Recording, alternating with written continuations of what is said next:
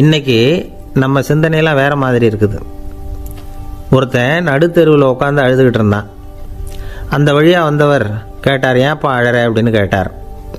5 ரூபா சார், இந்த இடத்துல விழுந்துட்டுது, ரொம்ப நேரமாக தேடுறேன், கிடைக்காது போல இருக்கு அப்படின்னா. எப்போ தொலைஞ்சுது அப்படின்னு கேட்டார். அது எனக்கு தெரியாது சார், பணத்தை தொலைச்சவன் தேடி பார்த்துட்டு போயிட்டான், நான் அவனுக்கு பின்னாடி தேட வந்தவன் அப்படின்னு சொல்லிவிட்டு மறுபடியும் தேட ஆரம்பித்தானா. ஒரு தெருவில் சில சிறுவர்கள் விளையாடிக்கிட்டு இருந்தாங்க. ஏதோ ஒரு உயரமான கல்லை நடுத்தெருவில் வச்சு அதை சுற்றி சுற்றி ஓடி வந்துக்கிட்டு இருக்கிறாங்க. அது என்ன விளையாட்டோ அவங்களுக்கு தான் தெரியும். கொஞ்ச நேரம் அப்படி விளையாடிக்கிட்டு இருந்தவங்க விளையாடி முடித்ததும் அந்த கல்லை நடுத்தெருவில் அப்படியே விட்டுட்டு அவங்கவுங்க வீட்டுக்கு ஓடி போயிட்டாங்க. அதுக்கப்புறம் அந்த வழியாக 2 பெண்கள் பேசிக்கிட்டே வந்தாங்க. பேச்சு சுவாரஸ்யத்தில் நடுத்தெருவில் இருந்த அந்த கல்லை கவனிக்கலை. காலில் இடிச்சுட்டுது, லேசாக ரத்தம் வந்துட்டுது, வலி தாங்கலை. காலில் இடிச்சுக்கிட்ட பொண்ணு திட்ட ஆரம்பிச்சுட்டுது. வர வர ஊர் உலகம் ரொம்ப கெட்டு போச்சு, யாருக்கும் பொறுப்பே கிடையாது பாரு, இப்படி நடுத்தெருவில் பொறுப்பு இல்லாமல் இப்படி கல்லை போட்டு வச்சுருக்குறாங்களே, இது நியாயமா அப்படின்னு சொல்லி இந்த சமூகத்தை கடுமையாக விமர்சனம் பண்ணிக்கிட்டு அவங்க போயிட்டாங்க. கொஞ்ச நேரம் கழித்து ஒரு வாலிபன் அந்த வழியாக வந்தான். அந்த கல்லை பார்த்தான், நின்னான், ஒரு நிமிஷம் யோசனை பண்ணான், என்ன பண்ணலாம்னு பார்த்தான். தன்னுடைய வீரத்தையும் பலத்தையும் காட்டணும்னு நினச்சான். பின்னாடி போனான். அப்புறம் வேகமாக ஓடி வந்து ஒரு சின்ன ஹை ஜம்ப் அப்படியே துள்ளி குதிச்சான். துள்ளி குதித்து தாண்டி அந்த பக்கமாக போய் விழுந்தான். அப்படியே விசில் அடிச்சுக்கிட்டு அவன் பாட்டுக்கு நடந்து போகிறான். அடுத்தபடியாக ஒரு காதல் ஜோடி அந்த வழியாக வந்தது. நடுத்தெருவில் கல் கண்ணில் பட்டது. அவங்க 2 பேரும் ரொம்ப நெருக்கமாக சேர்ந்து வந்துக்கிட்டு இருக்கிறாங்க. நடுவில் கல் இருக்கிறதுனால கொஞ்ச நேரம் 2 பேரும் விலகி மறுபடியும் இந்த பக்கம் வந்து சேர்ந்து போகணும். கொஞ்ச நேரம் நாம் பிரிய வேண்டி இருக்குதே அப்படின்னு வருத்தத்தோடு முணுமுணுத்துக்கிட்டே இந்த பக்கம் வந்தாங்க. அதுக்கப்புறம் வழக்கம் போல் சேர்ந்து அவங்க பாட்டுக்கு எதிர்காலத்தை பற்றி கற்பனை பண்ணிக்கிட்டே போயிட்டாங்க. கடைசியாக அந்த வழியாக பார்வை இல்லாத ஒருத்தர் வந்துக்கிட்டு இருக்கார். அவர் கையில் வழக்கமாக வச்சிருக்கிற அந்த ஊன்றுகோல், கையில் இருக்கிற அந்த ஊன்றுகோலால் தனக்கு முன்னாடி அப்படியும் அப்படியே தட்டிக்கிட்டு பார்த்துக்கிட்டே அவர் மெதுவாக நடந்து வந்துக்கிட்டு இருக்கிறார். வழியில் இருக்கிற அந்த கல் தட்டுப்பட்டுது. உடனே நடுத்தெருவில் ஒரு கல் இருக்குங்கிறத அவர் புரிஞ்சுக்கிட்டார். உடனே குனிஞ்சார், அந்த கல்லை தடவி பார்த்து எடுத்தார், தெரு ஓரமாக கொண்டுட்டு போய் போட்டார். அதுக்கப்புறம் அவர் பாட்டுக்கு அவர் வழியில் நடந்து போனார். இப்போது இதில் பல பேர் வந்தாங்க போனாங்க. இவங்களில் பார்வை உள்ளவங்க யார், பார்வை இல்லாதவங்க யார்? இப்படி ஒரு கேள்வி கேட்டால் என்ன பதில் சொல்ல முடியும்? கொஞ்சம் யோசித்து பார்த்தா இன்றைக்கி பல பேர் இப்படி தான் இருந்துக்கிட்டு இருக்கிறோம். ஒரு ஆள் பார்க்குறதுக்கு பெரிய மனுஷன் மாதிரி இருக்கார். ஒரு தெரு வழியாக நடந்து வந்துக்கிட்டு இருந்தார். இருட்டு நேரம். வழியில் ஒரு பெரிய கல் கிடந்தது, கருங்கல். பார்த்தார், கொஞ்ச நேரம் யோசித்தார். போய் தூக்கி பார்த்தா ரொம்ப கனமாக இருந்தது. இன்னொரு ஆள் சேர்ந்தாதான் தூக்க முடியும். இவர் உடனே ரோட்டோரமாக போய் ஒரு மரத்தடியில் உட்காந்துக்கிட்டார். 2 பக்கமும் பார்த்துக்கிட்டே இருக்கார், யாராவது வர்றாங்களான்னு. கொஞ்ச நேரத்தில் ஒருத்தர் வந்தார், இவருக்கு தெரிஞ்சவர். என்னங்க இந்த நேரத்தில் இங்கே உட்காந்துருக்குறீங்கன்னு கேட்டார் அவர். அதோ அந்த கருங்கல் அப்படின்னு சுட்டி காட்டினார். ஓ, அதை தூக்கி ஓரமாக போடணுமா, வாங்க 2 பேரும் தூக்கலான்னார் வந்தவர். நான் அதுக்காக உட்காந்துருக்கலேன்னார் இவர். பின்ன வேற எதுக்காகன்னார் அவர். ஒரு மனுஷன் கருங்கல்லில் காலை இடிச்சுக்கிட்டான்னா எப்படி துள்ளுவான்னு பார்க்கணுங்கிறது எனக்கு ரொம்ப நாளாக ஒரு ஆசை, அதுக்காக தான் உட்காந்துருக்கிறேன் அப்படின்னாராம். என்னுடைய நண்பர் ஒருத்தர் ஆழ்ந்த சிந்தனையில் இருந்தார். என்ன யோசனை பண்ணுறீங்கன்னு கேட்டேன். தலைவர் ஆகணும்னு பார்க்குறேன், அதுதான் என்ன வழின்னு யோசிச்சுக்கிட்டு இருக்கேன்னார். நான் கூட அது மாதிரி யோசித்து பார்த்தேன், அதுக்கப்புறம் அந்த யோசனையை கை விட்டுட்டேன் அப்படின்னோம். ஏன்னு கேட்டார். அதுக்கான தகுதிகள் நமக்கு இல்லைங்கிறது புரியுது. அது நமக்கு புரியறத விட நம்ம விட மற்றவங்களுக்கு நல்லா புரிஞ்சு போச்சு, அதனால் பேசாமல் கம்முன்னு இருந்துடுறது தான் நல்லது அப்படின்னோம். தலைவர் ஆகிறதுக்கு தகுதிகள் வேறு உண்டோ அப்படின்னு கேட்டார். அவர் யதார்த்தமாக தான் கேட்குறார். நாங்கள் உடனே எங்ககிட்ட இருந்த ஒரு புத்தகத்தை எடுத்து அவர்கிட்ட கொடுத்தோம், படித்து பாருங்கன்னு. தலைவர் ஆகிறதுக்கு என்ன வழி அப்படிங்கிறத பற்றி அதில் போட்டிருக்கிறாங்க. முதல் வழி என்ன தெரியுமா? ஒரு 4 பேர் முன்னாடி இல்லைன்னா ஒரு கூட்டத்துக்கு முன்னாடி நீங்கள் பேச போகிறீங்க. அப்போ எப்படி ஆரம்பிக்கணும்னா, உண்மையான புகழ்ச்சி, நேர்மையான பாராட்டு, இதோடு ஆரம்பிக்கணும். எடுத்ததுமே அது சரியில்லை இது சரியில்லைன்னு பேசிகிட்டு இருக்கக்கூடாது. மக்களை பார்த்து நீங்கள் தான் தப்பு பண்ணிவிட்டீங்க அப்படின்னு நேரடியாக சொல்லக்கூடாது. தவறு இருந்தாலும் அதை மறைமுகமாக ஏதாவது கதை சொல்லி அதிலிருந்து அவங்க புரிஞ்சுக்கிற மாதிரி செய்யணும். அடுத்தவங்க பண்ண தப்பு என்னன்னு அலசறதுக்கு முன்னாடி நீங்கள் பண்ணின தப்பு என்னங்கிறத பற்றியே பேசுங்க. எதுக்கும் நேரடியாக உத்தரவு போட்டுக்கிட்டு இருக்கக்கூடாது. இதை நீங்கள் செய்யணும் அப்படின்னு சொல்கிறதுக்கு பதிலாக நீங்கள் இப்படி செஞ்சால் எப்படி இருக்கும் அப்படின்னு கேள்வி மாதிரி கேட்கணுமா. இப்படி கேட்டால் அது உத்தரவு மாதிரி தெரியாதான். அடுத்தவங்க மரியாதையை காப்பாற்றுறது மாதிரி பேசணுமா. உங்கள் பேச்சு இன்னொருத்தரை அவமானப்படுத்துறது மாதிரி இருக்கக்கூடாதான். ஏன்டா இவங்கிட்ட போய் மாட்டிக்கிட்டோம்னு யாரும் நினச்சிடக்கூடாது. ஒவ்வொரு சின்ன வளர்ச்சியையும் பாராட்டணும். வெற்றி சாதாரணமாக இருந்தாலும் பாராட்டாமல் இருந்துடக்கூடாது. பாராட்டும் பொழுது தாராளமாக இருக்கணும். குறை சொல்லும் பொழுது கவனமாக இருக்கணும். வாய்க்கு வந்தபடி பேசிவிட்டா அதுக்கப்புறம் வகையாக மாட்டிக்கிட்டு முழிக்க வேண்டியிருக்கும். நீங்கள் பேசுகிறது இன்னொருத்தருக்கு ஒரு கௌரவத்தையும் மரியாதையும் உண்டு பண்ணுறது மாதிரி இருக்கணும். நீங்கள் பேசுகிறது அடுத்தவங்களுக்கு இருக்கிற கொஞ்ச நெஞ்ச மரியாதையும் எடுத்து விடுறது மாதிரி இருக்கக்கூடாது. உங்கள் பேச்சை கேட்டால் கேட்குறவங்களுக்கு ஒரு ஊக்கம் வரணும், உற்சாகம் வரணும். தவறு எதுவாக இருந்தாலும் அதை சுலபமாக திருத்திக்கலாம், சரி பண்ணிக்கலாங்கிறது மாதிரி இருக்கணும் உங்கள் பேச்சு. அடுத்தவங்களை சந்தோஷப்படுத்துங்க. உங்கள் யோசனையை கேட்டு நடந்துக்கிறதுனால அந்த சந்தோஷம் அவங்களுக்கு கிடைக்கணும். இந்த தகுதியெல்லாம் உங்ககிட்ட இருந்தால் நீங்கள் ஒரு சிறந்த தலைவராகலாம் அப்படின்னு அந்த புஸ்தகத்தில் போட்டிருக்கு. இந்த காலத்தில் தலைவர் ஆகிறதுக்கு வேறு சில தகுதிகள்லாம் கூட தேவைப்படுது. ஒரு புள்ள தன்னுடைய அப்பா கிட்ட, அப்பா உன்ன மாதிரியே நானும் அரசியலில் சேரணும், தலைவர் ஆகணும்னு ஆசைப்படுறேன், இன்னையிலேருந்து எனக்கு அரசியல் பாடம் கற்றுக் கொடு அப்படின்னு கேட்டிருக்கான். அவரும் சரின்னு சொல்லிவிட்டு ஒரு பெரிய ஏணியை எடுத்துகிட்டு வந்தாராம். ஒரு செவுத்தில் சாத்தினார். இந்த ஏணியில் ஏறி உயர போய் அங்கே பரன் மேலே இருக்கிற ஒரு புத்தகத்தை எடுத்துகிட்டு வாடான் இருக்கார். மகனை பார்த்து, அப்பா ஏணி ரொம்ப உயரமாக இருக்குது, நீ ஜாக்கிரதையாக இதை பிடிச்சிக்கோ, நான் ஏறி போகிறேன் அப்படின்னு நான் பையன். பயப்படாத, நான் பார்த்துக்கிறேன்னார் அப்பா. பையன் ஏணியில் ஏறினா உச்சிக்கு போனதும் அப்பா கையை எடுத்துட்டார். ஏணி அப்படியே சரிஞ்சுட்டுது. பையன் பொத்துன்னு கீழே விழுந்துட்டான். இடுப்பை பிடிச்சிக்கிட்டு எழுந்திரிச்சான்.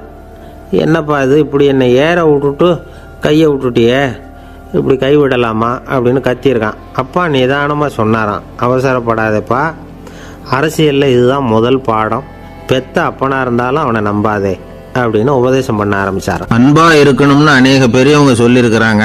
நாமளும் அதை கேட்டுவிட்டு அன்பு காட்டுறதுக்கு தயாராக தான் இருக்கிறோம். அதை வாங்கிறதுக்கு தான் ஆளை காணும். இருந்தாலும் அன்பில் எத்தனையோ வகை உண்டு. அதை சரியாக புரிஞ்சுக்கிட்டு அதுக்கப்புறம் அன்பு காட்ட ஆரம்பிக்கணும். வகையை புரிஞ்சிக்காமல் அன்பு காட்டினா வம்புல மாட்டிக்க வேண்டியது தான். அன்புன்னா சாதாரணமாக நினச்சி விடாதீங்க. அதில் எவ்வளவு விதம் தெரியுமா? இரக்கம், கருணை, காருண்யம், பந்துத்துவம், பட்சம், பாசம், நேசம், விசுவாசம், அபிமானம், காதல், பக்தி, இப்படி பல விதமாக அதை பற்றி சொல்லி வச்சுருக்கிறாங்க பெரியவங்க. இந்த வார்த்தைகள்லாம் நாம் கேள்விப்பட்டது தான். இருந்தாலும் அதுகளுக்குள்ளே என்ன வித்தியாசம்னு கேட்டால் சரியாக சொல்ல தெரியாது. அதனால் இந்த வார்த்தைகளுக்கெல்லாம் பெரியவங்க என்ன விளக்கம் சொல்கிறாங்கன்னு இப்போ பார்க்கலாம். எளியவர்கள் மேலே செலுத்துகிற அன்பு இருக்கு பாருங்கள், அதுக்கு இரக்கம்னு பேர். அறிவு பலம், சரீர பலம், இது ரெண்டும் இல்லாதவங்க மேலே, அதாவது வலிமையற்றவர்கள் மேலே செலுத்துகிற அன்பு இருக்கு பாருங்கள், அதுதான் கருணை. எறும்புலேருந்து யானை வரைக்கும் சகல ஜீவராசிகள் மேலேயும் காட்டுற அன்புக்கு காருண்யம்னு பேர், ஜீவகாருண்யம். சிவி சக்கரவர்த்தி காட்டின அன்பு இந்த ரகம். உறவினர்கள், சொந்தக்காரங்க, அவங்க வசதியாக இருந்தாலும் வறுமையில் இருந்தாலும் வித்தியாசம் இல்லாமல் காட்டுற அன்பு இருக்கு பாருங்க, அதுக்கு பேர் பந்துத்துவம். ஒரு எஜமானன் வேலையாள்கிட்ட காட்டுற அன்பு இருக்கு பாருங்க, அதுக்கு பேர் தான் பட்சம். அவனும் தன்னை மாதிரி மனுஷன்தாங்கிற நினைப்பு வேணும். ஒரு தாய் தன்னுடைய குழந்தை மேலே, ஒரு குழந்தை தன்னுடைய தாய் மேலே செலுத்துகிற அன்புக்கு பாசம்னு பேர்.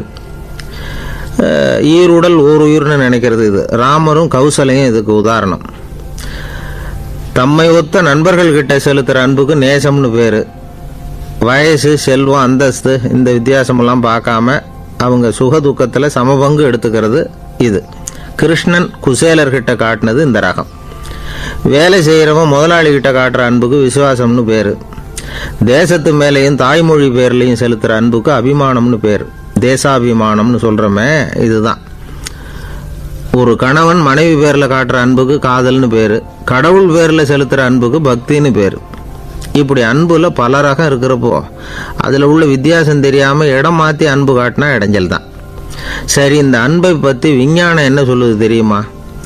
இதயத்தை பாதுகாக்கிறதுக்கு முக்கியமாக தேவைப்படுற ஒன்று இந்த அன்பு தான்னு சொல்லுது. நெதர்லாந்து விஞ்ஞானிகள் இதை ஆராய்ச்சி பண்ணியே கண்டுபிடிச்சிருக்கிறாங்க. கொஞ்சம் முயல் குட்டிகளை 2 பிரிவாக பிரித்தாங்க. 2 குரூப்புக்கும் கொழுப்பு அதிகமாக உள்ள ஆகாரத்தையே கொடுத்துக்கிட்டு வந்தாங்க. ஆனால் ஒரு குரூப்புக்கு வெறுமன ஆகாரத்தை கொடுத்ததோடு சரி, இன்னொரு குரூப்பு முயல்களுக்கு ஆகாரம் கொடுத்ததோடு நிறுத்திக்கல. அதுக்கு முன்னாடி கூண்டுகளை திறந்து விட்டு முயல்களை கொஞ்ச நேரம் எடுத்து கொஞ்சி விட்டு அதுக்கப்புறமா ஆகாரம் கொடுத்தாராம் ஆராய்ச்சியாளர். இந்த குரூப்புக்கு இதய பாதிப்பு 60% குறைச்சலாக இருந்துதான். சில நோயாளிகளுக்கு ஹார்ட் அட்டாக் வந்தாலும் அதை தாங்கிக்கிட்டு குணமாகிற சக்தி அதிகமாக இருக்குது. இது எப்படின்னு ஆராய்ச்சி பண்ணி பார்த்துருக்குறாங்க. அவங்கெல்லாம் மனைவி தன் பேரில் ரொம்ப அன்பாக இருக்கிறதாக நினைக்கிறவங்களாம் இருக்கிறாங்களாம். இதய நோயாளிகள் பல பேரை சந்தித்து இதய நோய் ஏற்பட என்ன காரணம்னு கேட்டிருக்கிறாங்க. அவங்க சொன்ன காரணம்லாம் சாப்பாடு சம்மந்தமாக இல்லையா, மனைவி அன்பா இல்லை, இப்படிப்பட்ட காரணத்தை தான் சொல்கிறாங்களாம். அதனால் இதயத்தை பாதுகாக்கணும்னு நினைக்கிறவங்க அடுத்தவங்க அன்பாக இருக்கிறது மாதிரி பார்த்துக்குங்க, அதுதான் முக்கியம். ஒருத்தர் முகம் பூரா பிளாஸ்டரி போட்டுக்கிட்டு வந்தார். ரொம்ப கோபமாக, என்னங்க ஆச்சுன்னு விசாரித்தேன். எல்லாம் உங்களால் தான் சார்னார். விவரமாக சொல்லுங்களேன். என்ன, உங்கள் தகவலை கேட்டுட்டு ஒரு பூனைக்குட்டியை கையில் எடுத்தேன் அன்பாக அதை தடவி கொடுக்கறதுக்காக. ஆனால் அது முந்திக்கிட்டது, அது என் முகத்தை தடவி கொடுத்துட்டுது, முகம் பூரா நகை கீறல், அதுதான் இப்படி அப்படின்னார். அன்புல அறிவு சேராததுனால வந்த கோலை. அவர் ஒரு பெரிய குடும்பத்தில் பிறந்தவர். இருக்கிற சொத்துக்கள் எல்லாத்தையும் வாரி வழங்கிவிட்டு காட்டுக்கு புறப்பட்டார் தவம் செய்யறதுக்காக. இருந்தது பூராவும் கொடுத்துட்டார். இனிமேல் எதுவுமே இல்லை கொடுக்கறதுக்கு. அப்போது கடைசியாக ஒருத்தன் வந்து கையை நீட்டினான். ஐயா ஏதாவது கொடுங்கன்னா. அவர் பார்த்தார். கட்டியிருக்கிற வேட்டியை தவிர வேறு எதுவுமே இல்லை. 8 முழம் பட்டு வேட்டி ஜரிகை கரையோடு இருக்குது. கடைசியாக அதை தான் எடுத்து கட்டிக்கிட்டு அவர் புறப்பட்டுக்கிட்டு இருக்கிறார். அவர் பார்த்தார், எதிரில் அவன் பரிதாபமாக நின்றுக்கிட்டு இருக்கிறான். அந்த 8 முழ வேட்டியை 2ஆக கிழிச்சார். 4 முழத்தை அவங்ககிட்ட கொடுத்துட்டு மீதி 4 முழத்தை தன்னுடைய இடுப்பில் கட்டிக்கிட்டு அவர் காட்டுக்கு போயிட்டார். இவன் என்ன பண்ணான் தெரியுமா, கையில் கிடைச்ச 4 முழத்தை எடுத்துக்கிட்டு கடை வீதிக்கு போனான். பழைய பட்டு வேட்டி ஜருகை இதெல்லாம் விலைக்கு வாங்குற வணிகர் ஒருத்தர் இருந்தார். அவர்கிட்ட போனான். இதை விலைக்கு எடுத்துக்கிறீங்களான்னு கேட்டான். அவர் வாங்கி பார்த்தார். ஆகா, ரொம்ப அருமையான வேட்டி, விலை வசந்த ஜருகை, இது ஏது உனக்குன்னு கேட்டார். அவன் நடந்ததை சொன்னான். அப்படின்னா ஒன்று செய்ய, இந்த வேட்டியோட இன்னொரு பாதியையும் மெதுவாக வாங்கிட்டு வந்துரு, உனக்கு நிறைய பணம் தரேன் அப்படின்னார் அந்த வணிகர். இவன் கொஞ்சம் யோசனை பண்ணி பார்த்தான். கொஞ்சம் இருங்க, தான் வந்துவிடுறேன் அப்படின்னு சொல்லிவிட்டு நேராக காட்டுக்கு போனான். அவர் எங்கே இருக்காருன்னு தேடி கண்டுபிடிச்சான். அவர் ஒரு இடத்துல தவக்கோலத்தில் இருக்கிறார். கட்டியிருந்த இடைவேட்டியும் அவரை அறியாமலே நழுவி கீழே விழுந்து கிடக்குது. இவனுக்கு ரொம்ப வசதியாக போச்சு. அவரை கேட்க வேண்டிய அவசியமே இல்லை. மெதுவாக சத்தம் போடாமல் அடி மேலே அடி வச்சு நெருங்கினான். அவர் கண்ணை மூடிக்கிட்டு அவர் பாட்டு நின்றுக்கிட்டு இருக்கார். இவன் மெதுவாக போய் கீழே கிடந்த அந்த துணியை எடுத்துக்கிட்டு சத்தம் போடாமல் திரும்பி நடந்தான். அப்படி கொஞ்சம் தூரம் நடந்திருப்பான். அப்படி ஓட ஆரம்பிக்கிற சமயத்தில் அவன் காலில் கீழே கிடந்த முள் ஒன்று நறுக்குன்னு தைச்சி விட்டுது. வலி தாங்க முடியாமல் அம்மான்னு கத்திவிட்டான். இந்த சத்தத்தினால கண்ணை மூடி நின்றுக்கிட்டு இருந்த அவர் தவம் கலைஞ்சிது. மெதுவாக கண்ணை திறந்து பார்க்குறார். தன் இடையில இருந்த வேட்டி அவன் கையில் இருக்குது. இப்போ அவர் நினைக்கிறாராம், இந்த வேட்டி மேலே நான் வச்ச ஆசை அல்லவா அவனை வந்து திருடன் ஆக்கிவிட்டுது அப்படின்னு நினச்சாரான். இது எப்பேற்பட்ட மனநிலைங்கிறத கொஞ்சம் யோசிச்சு பாருங்கள். தான் ஒரு பொருள் மேலே வைத்த பற்று இன்னொரு மனிதன் திருடனாக ஆகிறதுக்கு காரணமாயிட்டுதே அப்படின்னு நினைக்கிறார். அப்படி நினச்ச அவர் யார் தெரியுமா? அவர் தான் மகாவீரர்.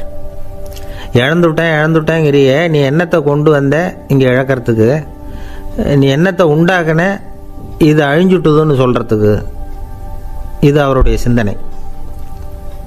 ஜனாதிபதி ஆப்ரஹாம் லிங்கன் ஒரு நாள் தன்னோட கோச்சு வண்டியில் தலைநகரான வாஷிங்டனுக்கு போயிட்டுருக்கிறார்.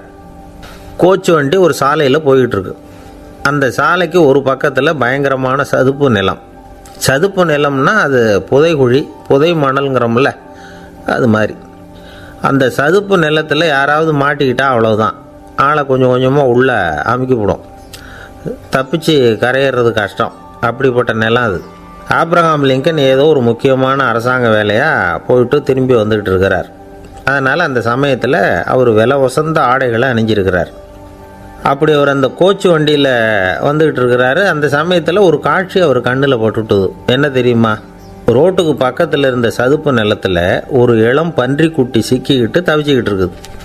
பரிதாபமாக கத்திக்கிட்டு இருக்குது. அதை பார்த்தார் லிங்கன். அவருக்கு இன்னும் மாதிரி ஆயிட்டுது. உடனே வண்டியை நிறுத்த சொன்னார். கீழே இறங்கினார். தன்னோட விலை வசந்த ஆடைகளை பற்றி லட்சியம் பண்ணவே இல்லை. தனக்கே ஆபத்து வரலாம்ங்கிறத பற்றியும் கவலைப்படலை. தான் ஒரு குடியரசுத் தலைவருங்கிறத பற்றியும் அவர் நினச்சி பார்க்கல. நேராக அந்த சதுப்பு நிலம் பக்கமாக போனார். அந்த சேத்துல இறங்கி பன்றிக்குட்டியை காப்பாற்றி கரைக்கு கொண்டுட்டு வந்து சேர்த்துட்டார். அதுக்கப்புறம் நிம்மதியாக கோச்சு வண்டியில் ஏறி வெள்ளை மாளிகைக்கு வந்து சேர்ந்தார். ட்ரெஸ்ஸு உடம்பு பூரா சேறு சகதி. பார்க்குறவங்களுக்கெல்லாம் ஆச்சரியமாக போச்சு. அவங்களுக்கு ஒன்றும் புரியல. இவர் நேராக ட்ரெஸ்ஸு மாற்றிக்கிறதுக்காக போனார். கோச்சு வண்டி ஓட்டிகிட்டு வந்தவங்கிட்ட போய் எல்லோரும் கேட்டாங்க என்ன ஆச்சு அப்படின்னு. அவர் வர்ற வழியில் நடந்த விவரத்தை சொன்னார்.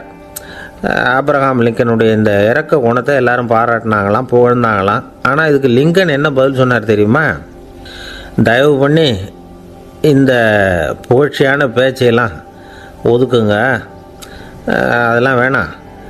அந்த சின்ன பிராணி சகதியில் மாட்டிக்கிட்டு துடிச்சிக்கிட்டு இருந்தது, அதை பார்த்தேன். உடனே என்னுடைய இதயத்தில் ஒரு முள் தைச்சது மாதிரி ஒரு உணர்வு. அந்த முள்ளை பிடுங்கி எறிஞ்சேன், அவ்வளவுதான். உண்மையில் அந்த பிராணிக்கு நான் உதவினேங்கிறத விட எனக்கு ஏற்பட்ட இன்னலை போக்கிட்டேன் அப்படிங்கிறது தான் உண்மை. அதுதான் பொருத்தம். அப்படி இருக்கிறப்போ இதில் புகழறதுக்கு என்ன இருக்குது அப்படின்னார் ஆபிரகாம் லிங்கன்.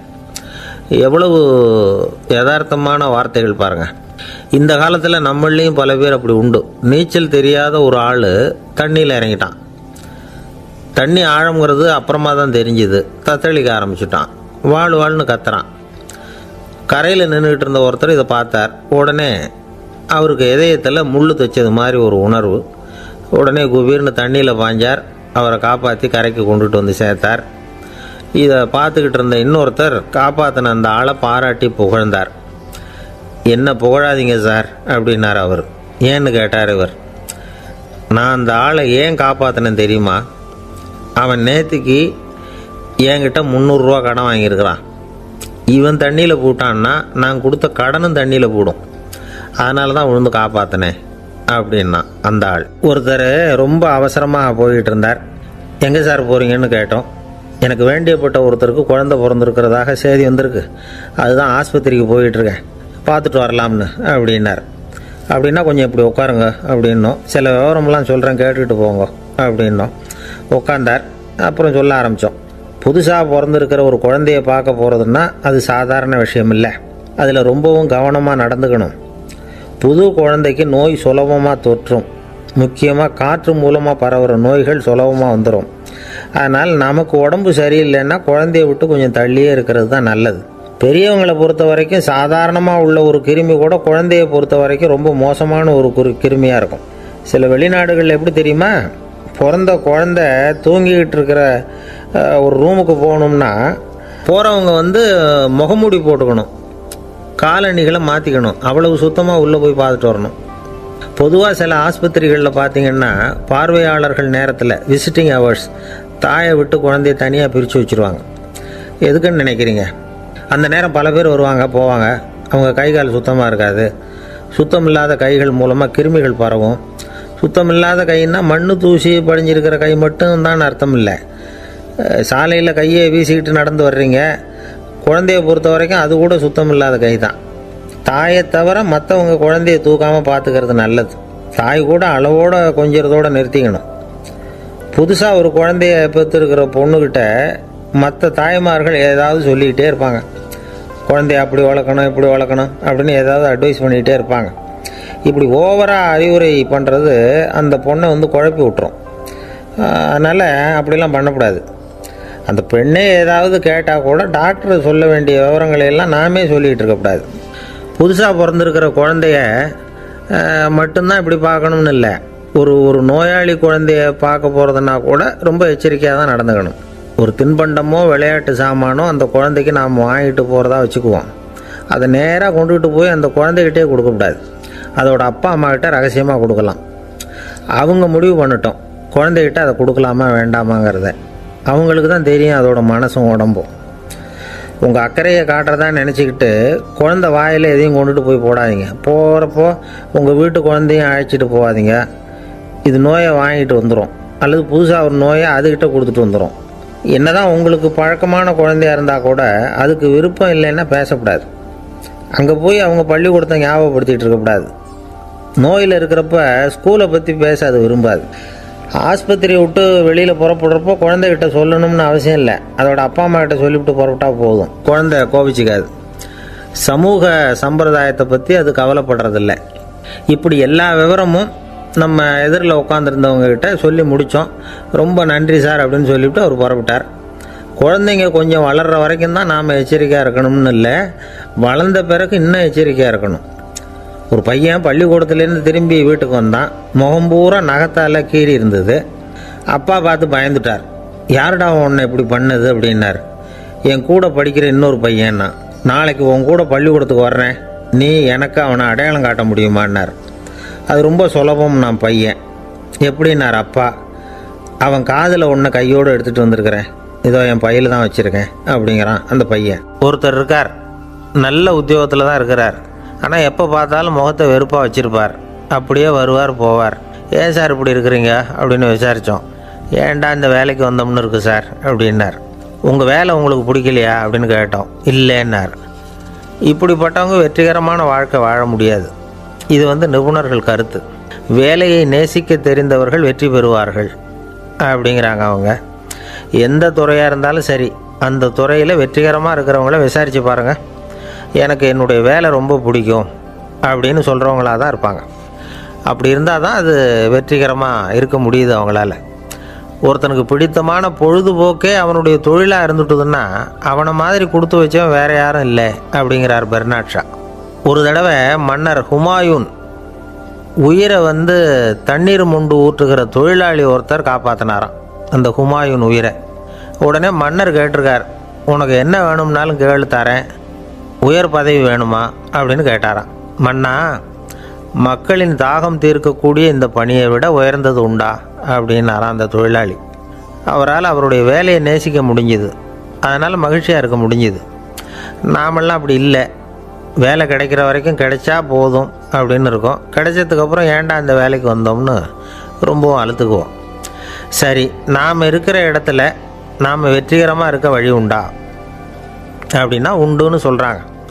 அதாவது மன இயல் நிபுணர்கள் இருக்கிறாங்க இல்லையா, அவங்க அதுக்கு முக்கியமாக 6 வழிகள் சொல்கிறாங்க. நீங்கள் ஒரு அலுவலகத்தில் வேலை பார்க்குறவரா அப்படின்னா இதை கேளுங்க.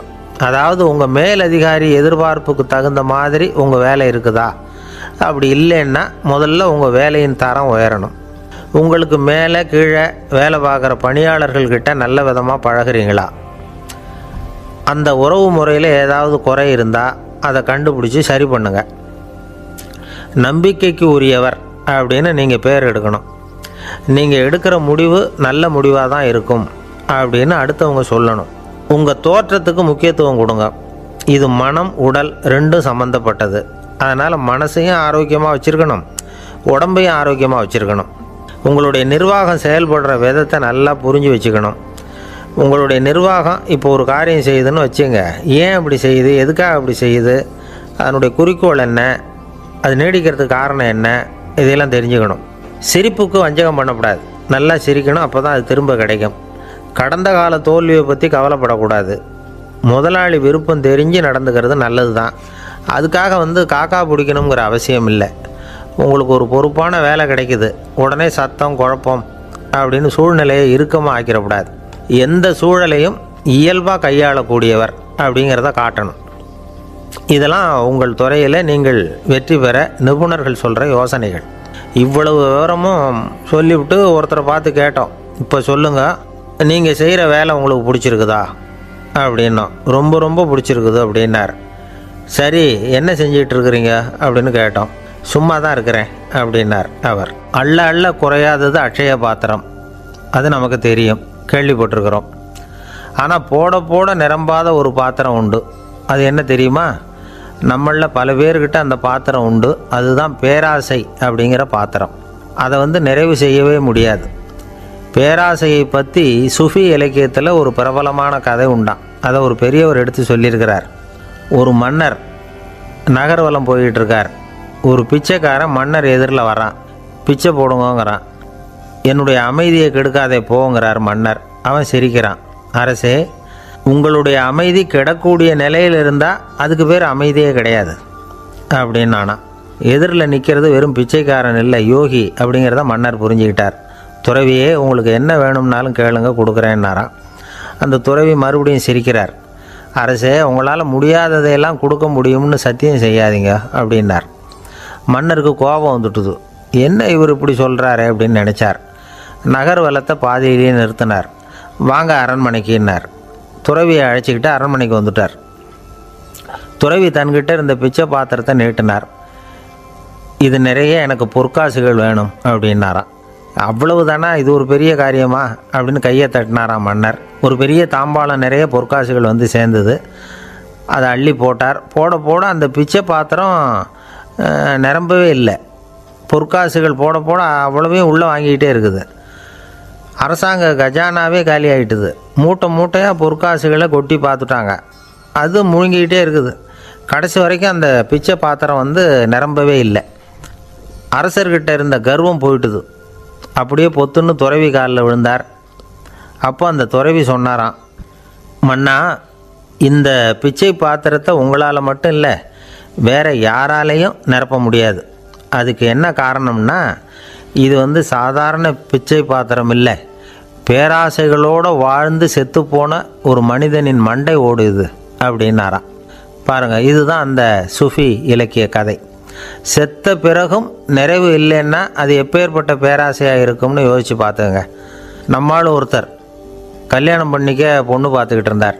அழகு, அறிவு, படிப்பு எதுவும் தேவையில்லை, பணம் மட்டும் இருந்தால் போதும் அப்படின்னு பார்க்குறவங்ககிட்டெல்லாம் சொல்லி வச்சார். ரொம்ப நாளைக்கு அப்புறம் ஒரு பணக்காரர் கிடைச்சார். அவர் சொன்னார், இதை பாருங்கள், எனக்கு 20 வயசில் ஒரு மகள், அவளை நீங்கள் கல்யாணம் பண்ணிக்கிட்டால் 2 லட்சம் பணம் கொடுப்பேன். 25 வயசில் ஒரு பொண்ணு, அவளை கல்யாணம் பண்ணிக்கிட்டால் 2.5 லட்சம் தருவேன். 30 வயசில் ஒரு பொண்ணு இருக்கா, அவளை கல்யாணம் பண்ணிக்கிட்டால் 3 லட்சம் தருவேன். என்ன சொல்கிற அப்படின்னாராம். இவன் கொஞ்ச நேரம் யோசித்து பார்த்துருக்கான். அதுக்கப்புறம் மெதுவாக அவரை நிமிர்ந்து பார்த்து, ஏன் சார், உங்ககிட்ட 50 வயசில் ஏதாவது பொண்ணு இருக்கா அப்படின்னு கேட்டானா. ஒருத்தர் ரொம்ப அவசரமாக வந்தார். சார், மனுஷன் நிம்மதியாக இருக்கிறதுக்கு என்ன வழின்னு கேட்டார். சீக்கிரமாக ஒரு கல்யாணத்தை பண்ணிங்க, எல்லாம் சரியாக போடும் அப்படின்னோம். அவர் ஒரு மாதிரியாக பார்த்தார். ஏற்கனவே எனக்கு கல்யாணம் ஆகிட்டுது சார், அதனால தானே நிம்மதியாக இருக்கிறதுக்கு வழி கேட்குறேன் அப்படின்னார். சரி, இவர் ஒரு மாதிரியான கேஸ் அப்படின்னு நினச்சிக்கிட்டு நம்மக்கிட்ட இருந்த ஒரு சின்ன புத்தகத்தை அவர்கிட்ட தூக்கி கொடுத்தோம். இதை படித்து பாருங்கன்னு. கல்யாணத்துக்கு பிறகும் சந்தோஷமாக இருக்கிறதுக்கு என்ன வழி அப்படிங்கிற கேள்விக்கு அந்த புத்தகத்தில் விளக்கம் இருந்தது. கணவன் மனைவிக்குள்ளே சிக்கல் வராமல் இருக்கிறதுக்கு அதில் சில வழிகளை சொல்லி கொடுத்துருக்குறாங்க. அதெல்லாம் என்னென்ன அப்படிங்கிறத இப்போ பார்க்கலாமா? குடும்பம்னு இருந்தால் கோபம் வரதான் செய்யும். அது வந்துட்டு போட்டும் பரவாயில்ல. ஆனால் அந்த கோபம் ஒரே நேரத்தில் 2 பேருக்கும் வந்துடாமல் பார்த்துக்கணும். ஒரு சமயத்தில் யாராவது ஒருத்தர் தான் கோபப்படணும், அடுத்தவங்க அமைதியாக இருக்கணும். அதுக்கப்புறம் இவர் அமைதியான உடனே அவங்க ஆரம்பிச்சிக்கலாம். கோபமாக ஏதாவது சொன்னால் உடனே கோபமாக பதில் சொல்லக்கூடாது. கொஞ்சம் பொறுத்து கோபம் தீர்ந்த உடனே அந்த பதிலை சொல்லலாம். அப்போ பதில் கோபமாக இருந்தால் கூட அது அவ்வளோ பெருசாக தெரியாது. அற்ப விஷயத்துக்கெல்லாம் காய்ச்சி மூச்சுன்னு கத்திக்கிட்டு இருக்கக்கூடாது. உங்கள் 2 பேருக்குள்ளே ஒரு தர்க்கம் ஆரம்பமாயிட்டுதுன்னு வச்சுக்கோங்க. கடுமையாக 2 பேரும் விவாதம் பண்ணுறீங்க. உங்களில் ஒருத்தர் இதில் ஜெயிக்கணும்னா அது நீங்களாக இருக்க வேணாம், அடுத்தவங்க ஜெயிக்கிறதுக்கு நீங்கள் துணையாக இருங்களேன். அப்படின்னா நீங்கள் கொஞ்சம் விட்டு கொடுக்கணும், அவ்வளவுதான். ஏதாவது குத்தம் சொல்லணுமா, செஞ்ச தப்பை சுட்டி காட்டணுமா, விமர்சனம் பண்ணணுமா, பண்ணுங்க, வேணான்னு சொல்லலை. ஆனால் சொன்னதை அப்படி சொல்கிறத வந்து கொஞ்சம் அன்பாக இதமாக சொல்லுங்கள். எப்போ நடந்த தவறுகளையெல்லாம் இப்போ போய் மறுபடியும் ஞாபகப்படுத்திகிட்டு இருக்க வேண்டாம். நான் அப்போவே சொன்னேன் இந்த புடவை வேணாம்னு, நீங்கள் தான் கேட்கல, இப்போ பாருங்கள் கிழிஞ்சு போச்சு இப்படின்னு கத்துனாங்க ஒரு அம்மா. எப்போ சொன்னீங்கன்னு கேட்டால் ஒரு 10 வருஷத்துக்கு முன்னாடி தீபாவளி சமயத்தில் அப்படிங்கிறாங்க. அது என்ன இன்னும் அப்படியே புதுசாகவே இருக்கும்? உங்களுக்கு அவர் தான் பெருசு, அவருக்கு நீங்கள் தான் பெருசு. அதை விட இந்த உலகத்தில் வேறு எதுவும் முக்கியம் இல்லைன்னு நினைக்கணும். நீ தான் என்னுடைய உலகம்னு எத்தனை தடவை சொல்லியிருப்பீங்க? அதெல்லாம் வெறும் வசனமாக போயிடக்கூடாது. ஏதாவது ஒரு பிரச்சனையை பற்றி கடுமையாக விவாதம் பண்ணிக்கிட்டு இருக்கீங்க, அதை அப்படியே பாதியில் விட்டுட்டு படுக்கைக்கு போயிடக்கூடாது. சுச்சத்தை நாளைக்கு பேசிக்கலாம்னு. அப்படி போனால் தூக்கம் வராது. பிரச்சனையை ஒரு முடிவு பண்ணிக்கிட்டு அதுக்கப்புறமா தூங்க போகணும். ஒரு நாளில் ஒரு தடவையாவது உங்கள் ஜோடியை பாராட்டி நல்ல விதமாக கனிவாக ஒரு வார்த்தை சொல்லணும் அப்படின்னு தீர்மானம் பண்ணிங்க. ஏதாவது தப்பு பண்ணிவிட்டீங்கன்னா பரவாயில்ல, அதை ஒத்துக்கிறதுக்கும் மன்னிப்பு கேட்குறதுக்கும் தயாராக இருக்கணும். அது ஒன்றும் கேவலம் கிடையாது. வீட்டுக்குள்ளே தானே கேட்க போகிறீங்க, வெளியில் யாருக்கு தெரிய போகுதோ? எப்படியோ உங்களுக்குள்ளே ஒரு சமரசம் ஆனால் சரி தான். ஒரு தகராறுன்னு எடுத்துக்கிட்டால் குறைஞ்சபட்சம் அதுக்கு 2 பேர் தேவை. தனியாகவே உட்காந்துக்கிட்டு நான் இப்போ தகராறு பண்ணிகிட்டு இருக்கிறேன் அப்படின்னு யாரும் சொல்ல முடியாது. 2 பேர் தகராறு பண்ணுறாங்கன்னா பொதுவாக அந்த 2 பேரில் யார் அதிகமாக பேசுகிறாங்களோ அவங்க பேரில் தான் தப்பு இருக்கும். அதை மனசில் வச்சுக்கணும். இதெல்லாம் தான் அந்த புத்தகத்தில் போட்டிருக்கிற வழிமுறைகள். இவ்வளவும் சரியாக வரலைன்னா அப்புறமா சொல்லுங்கள், வேறு புத்தகம் ஏதாவது இருக்கான்னு தேடுவோம். ஒரு கணவன் தன்னுடைய மனைவியை அழைச்சிக்கிட்டு ஒரு மனோதத்துவ டாக்டர்கிட்ட வந்தாராம். டாக்டர், எங்களுக்கு கல்யாணம் ஆகி 30 வருஷ காலமாக நாங்கள் ஒரு விஷயத்தில் கூட ஒத்து போனதில்லை அப்படின்னு ஆரம்பித்தார். உடனே அந்த அம்மா குறுக்கிட்டு, அது 30 வருஷம் இல்லை 32 வருஷம் அப்படின்னாங்களாம். சில பேரை இப்படி சொல்கிறது உண்டு. அடுத்தவங்களை அனுசரித்து நடந்துக்க தெரியல, அவன் என்ன சார் மனுஷன் அப்படிம்பாங்க. சக மனிதர்களோடு எப்படி பழகிறது அப்படின்னு தெரியாதனாலேயே பல பேர் இன்றைக்கி சங்கடப்பட்டுக்கிட்டு இருக்கிறாங்க. வசதி வாய்ப்பெல்லாம் சரியாக இருக்கும், ஆனால் வாழ்க்கை சரியாக இருக்காது. இன்னொருத்தர்கிட்ட எப்படி பேசுறது பழகிறதுங்கிறது தெரியாதனால தான் இந்த அவஸ்தை. சரி, இந்த அவஸ்தை இல்லாமல் வாழறது எப்படி? இதுக்கு அனுபவசாலிகள் சில வழிமுறைகளை சொல்கிறாங்க. அதெல்லாம் என்னென்னங்கிறத இப்போ தெரிஞ்சுக்குவோம். முதல்ல நம்ம நாக்கு நம்ம கண்ட்ரோலில் இருக்கணும். வார்த்தைகளை கொட்டிவிட்டு அதுக்கப்புறம் அள்ள முடியாமல் கடந்து கஷ்டப்படக்கூடாது. எப்படி பேசுகிறோங்கிறதும் முக்கியம், பேசுகிறப்ப எப்படி முகத்தை வச்சுருக்கிறோங்கிறதும் முக்கியம். அன்பாக பேசினாலும் நல்லாயிருக்கும். அப்படி பேசுகிறப்ப ஆதரவாக அவர் தோள் மேலே ஒரு கையை போட்டுக்கிட்டு பேசினா இன்னமும் நல்லாயிருக்கும். 2வது விஷயம், இன்னொருத்தர்கிட்ட பேசுகிறப்போ வாக்குறுதிகளை அள்ளி வீசக்கூடாது. கொடுக்குற வாக்குறுதி குறைச்சலாக இருக்கணும். அப்படி கொடுத்த வாக்குறுதியை கண்டிப்பாக நிறைவேற்றணும். நாம் ஒருத்தரை பாராட்டுறோம் அல்லது அவரை பற்றி அபிப்பிராயம் சொல்கிறோம்னா அது ஆக்கப்பூர்வமாக இருக்கணும். நம்ம பாராட்டு அல்லது விமர்சனம் அடுத்தவருடைய முன்னேற்றத்துக்கு உதவுறது மாதிரி இருக்கணும். நாம் சொல்கிறத கேட்டுட்டு அவன் தலையில் கையை வச்சுட்டு உட்காந்துடக்கூடாது. எப்பவும் உற்சாகமாக இருக்கணும், முகம் மலர்ச்சியாக இருக்கணும். மனுஷன் இருந்தால் வருத்தம், கவலை, ஏமாற்றம் எல்லாம் இருக்க தான் செய்யும். அதெல்லாம் மனசில் இருக்கட்டும். அந்த வருத்தமும் கவலையும் ஏமாற்றமும் சேர்ந்துக்கிட்டு நம்ம முகத்தில் இருக்கிற மலர்ச்சியை மூடி மறைக்கிறதுக்கு நாம் இடம் கொடுத்துடக்கூடாது. எந்த விஷயத்தை பற்றி யாருக்கிட்ட பேசினாலும் வெளிப்படையாக பேசணும், திறந்த மனசோடு பேசணும். மூடி மறைச்சி முன்னு மூழ்கிக்கிட்டு இருக்கக்கூடாது. இன்னொருத்தர்கிட்ட பேசுகிறப்போ விவாதம் பண்ணுங்க, அது தப்பு இல்லை. ஆனால் வாதாடிக்கிட்டு இருக்கக்கூடாது. அதாவது என்ன சொல்கிறாங்கன்னா, டிஸ்கஸ் பண்ணலாம், ஆர்கியூ பண்ணக்கூடாதான். நம்மக்கிட்ட இருக்கிற நல்ல குணங்களை நாம் எடுத்து சொல்லிகிட்டு இருக்கக்கூடாது. அந்த நல்ல குணங்களே நம்மளை பற்றி எடுத்து சொல்லணும். அது மாதிரி நடந்துக்கணும். அதே மாதிரி அடுத்தவங்க கிட்ட உள்ள கெட்ட குணங்களை பற்றி அவசியம் இல்லாமல் நாம் பேச வேண்டியதில்லை. உங்களை பற்றி யாராவது தப்பாக பேசுகிறாங்களா, அப்படி அவங்க பேசுகிறதுல உண்மை இல்லையா அப்படின்னா அதை நீங்கள் பொருட்படுத்த வேண்டியதில்லை, விட்டுடலாம். அது தானாக போயிடும். ஒரு 4-5 பேரோட பேசிக்கிட்டு இருந்தீங்கன்னா எல்லாருக்கும் முக்கியத்துவம் கொடுங்க. யாரையும் அலட்சியப்படுத்தாதீங்க. தமாஷா பேசலாம், ஆனால் அவங்க தமாஷ் அடுத்தவங்களை கேலி பண்ணுறதா இருக்கக்கூடாது. நமக்கு கிடைக்க வேண்டியது கிடைக்கலையே அப்படிங்கிற தவிப்பு நம்மக்கிட்ட இருக்கக்கூடாது. அது தேவையில்லை. உங்கள் செயல்பாடுகள் தெளிவாக இருக்கட்டும். பாராட்டு தானாக அவங்கள தேடிட்டு வரும். இன்னொரு மனுஷனுடைய மனசில் கௌரவமான ஒரு இடத்த பிடிக்கணும்னா நாம் இந்த குணத்தையெல்லாம் நம்மக்கிட்ட வளர்த்துக்கணும். இதெல்லாம் அனுபவசாலிகள் சொல்லியிருக்கிற குறிப்புகள். இந்த குறிப்புகளை சரியாக புரிஞ்சுக்கணும், அது முக்கியம். தப்பாக புரிஞ்சுக்கிட்டா என்ன ஆகும் தெரியுமா? இதை கேளுங்க. ஒருத்தர் வந்தார், சார் அடுத்தவங்க தோள் மேலே கையை போட்டுக்கிட்டு அன்பாக பேசணும்னு சொன்னீங்க, அப்படி தான் பேசினேன். அவர் முதுகை கூட தட்டி கொடுத்தேன், என் வேலை போயிட்டுது சார், வீட்டுக்கு அனுப்பிச்சிட்டாங்க அப்படின்னார். யாருக்கிட்ட அப்படி பேசுனீங்கன்னு கேட்டோம். என் முதலாளிகிட்ட சார் அப்படிங்கிறார் ரொம்ப சோகமாக. இந்த உலகமே ஒரு நாடக மேடை, நாம் எல்லாரும் நடிகர்கள். இது ஞானிகள் சொல்கிறது. இது ஒரு பக்கம் இருக்கட்டும். இந்த உலகத்துக்குள்ளே எத்தனையோ நாடக மேடைகள், எத்தனையோ நடிகர்கள், எத்தனையோ நாடகங்கள். இதெல்லாம் எப்படி ஆரம்பமாச்சு? அதுதான் இன்றைக்கி தகவல். அதாவது ஆதி மனிதன் பேச ஆரம்பிக்கிறதுக்கு முன்னாடி சைகையாலேயே எல்லாத்தையும் சொல்லிகிட்டு இருந்தான். அதனால் அப்போவே நடிப்பு ஆரம்பமாயிட்டுது. முதல்ல ஒரு வேட்டையைத்தான் அவன் நடித்து காட்டியிருப்பான். இவன் எப்படி போனான், எதிரில் மிருகம் எப்படி வந்தது, அதோடு எப்படி சண்டை போட்டான், எப்படி அடித்து கொண்டுகிட்டு வந்தான், இதை அப்படியே மற்றவங்களுக்கு நடித்து காட்டியிருப்பான். ஏன்னா மொழி கிடையாது. இந்த காலத்துலலாம் நாடகங்களில் நடிக்கிறவங்கள நடிகர்கள்ங்கிறோம். ஒரு காலத்தில் இவங்களுக்கு என்ன பேர் தெரியுமா?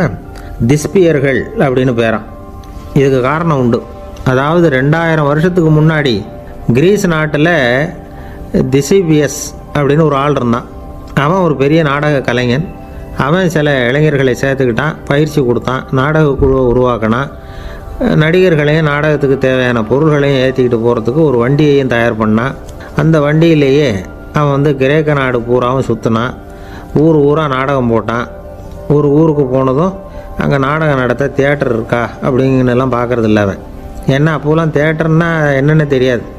நாடகம்னா அது ஒரு மூடிய கொட்டைக்குள்ளே தான் நடத்தணுங்கிறது அப்போ யாருக்குமே தோணலை. இந்த வண்டி போகும், அதுவே ஒரு பகுதி அப்படியே ஒரு மேடை மாதிரி விரிச்சிக்கும். அதில் ஏறி நின்றுக்கிட்டு நாடகத்தை நடித்து காட்டுவாங்களாம். மக்கள்லாம் எதிரில் தரையில் உட்காந்து அதை பார்த்துக்கிட்டு இருக்கிறது. உலகத்தின் முதல் நடமாடும் தியேட்டர் இது தானா. இந்த திசிபிஎஸ் தான் முதலாக உலகத்தில் நாடகங்கிற பொழுதுபோக்கை நடத்தி காட்டினவன் அப்படின்னு சொல்கிறாங்க. அவன் சொந்தமாக நாடகம் எழுதுனா, நடித்தான், நாடகத்தை இயக்கினான்.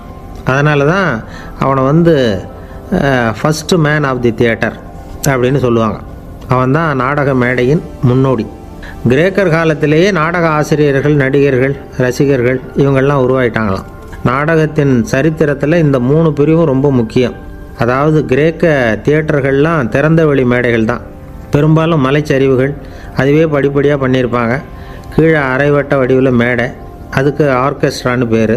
பிற்காலத்தில் இதில் உட்காந்து இசைக்குழுவினர் வந்து வாய்ச்சதுனால இசைக்குழுவுக்கே ஆர்கெஸ்ட்ராங்கிற பேர் வந்துட்டுது. இப்போது கிரேக்க தியேட்டர்களில் ஒன்று, அதோட காலம் வந்து கிமு 340.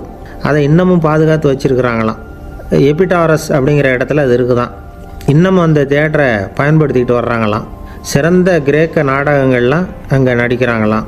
ஆரம்ப காலத்திலேயே கட்டணம் கிடையாது. அப்புறம் பின்னாடி தான் நுழைவு கட்டணம்லாம் அப்படியே வந்துட்டு தான்.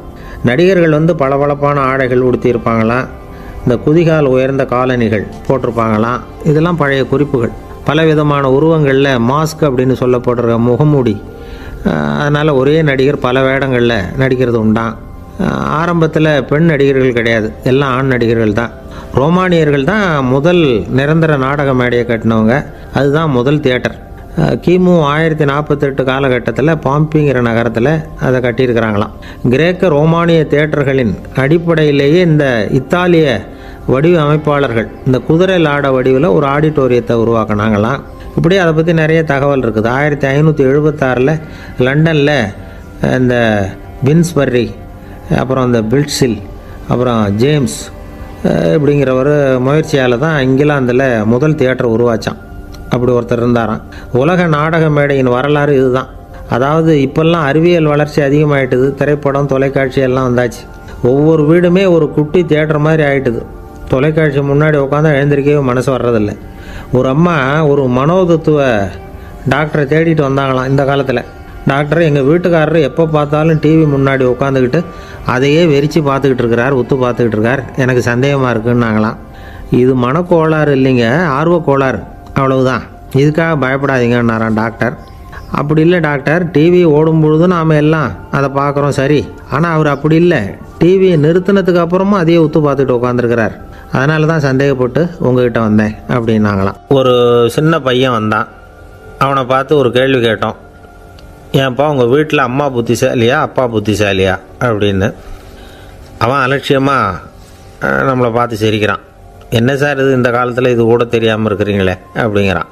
ஒரு சின்ன பையன் நம்மளை பார்த்து இப்படி கேட்டு விட்டானே அப்படின்னு நினைக்கிறப்போ நமக்கு ஒரு மாதிரி ஆகிடும். அதுக்கப்புறம்தான் இந்த தாத்தா பாட்டிலாம் சொல்கிற ஒரு கதை ஞாபகத்துக்கு வந்தது. அது என்ன கதை தெரியுமா? ஒரு ஊரில் ஒரு அம்மாவும் பிள்ளையும் இருந்தாங்களாம். அந்த மகனுக்கு திடீர்னு தேசாந்திரம் போய் வரணும்னு ஆசை வந்துட்டுது. ஊராக போய் சுற்றி பார்க்கணுங்கிற ஆசை. அந்த அம்மாவுக்கு இது பிடிக்கல. மகனை பிரிஞ்சு இருக்கிறதுக்கு அவங்க மனசு இடம் கொடுக்கல. வேணாப்பான்னு சொல்லி பார்த்தாங்க, அவன் கேட்கல. திடீர்னு புறப்படவும் செஞ்சுட்டான். சரி, இனிமேல் அவனை தடுக்க முடியாதுன்னு முடிவு பண்ணிட்டாங்க அந்த அம்மா. இருந்தாலும் புத்திசாலித்தனமாக ஒரு யோசனை பண்ணாங்க. மகனை கிட்டத்தில் கூப்பிட்டாங்க. அவங்ககிட்ட சொன்னாங்க, இதை பாருப்பா, நீ தேசாந்திரம் போகிறதுன்னு தீர்மானம் பண்ணிவிட்ட, அதை நான் தடுக்கலை, போயிட்டு வந்துடும். ஆனால் போகிறதுக்கு முன்னாடி எனக்கு ஒரு வாக்குறுதி கொடுத்துட்டு போ அப்படின்னாங்க. போகிறப்போ ராத்திரியாக இருந்தாலும் பகலாக இருந்தாலும் சரி, புளிய மரத்து நிழலில் தான் தங்கணும். திரும்பி வர்றப்போ இரவும் பகலும் நீ வேப்ப மரத்து நிழல்லே தங்கணும் அப்படின்னாங்க. சரி, அப்படியே செய்கிறேன்னு சொல்லி வாக்குறுதி கொடுத்தான் பையன். புறப்பட்டு போனான்.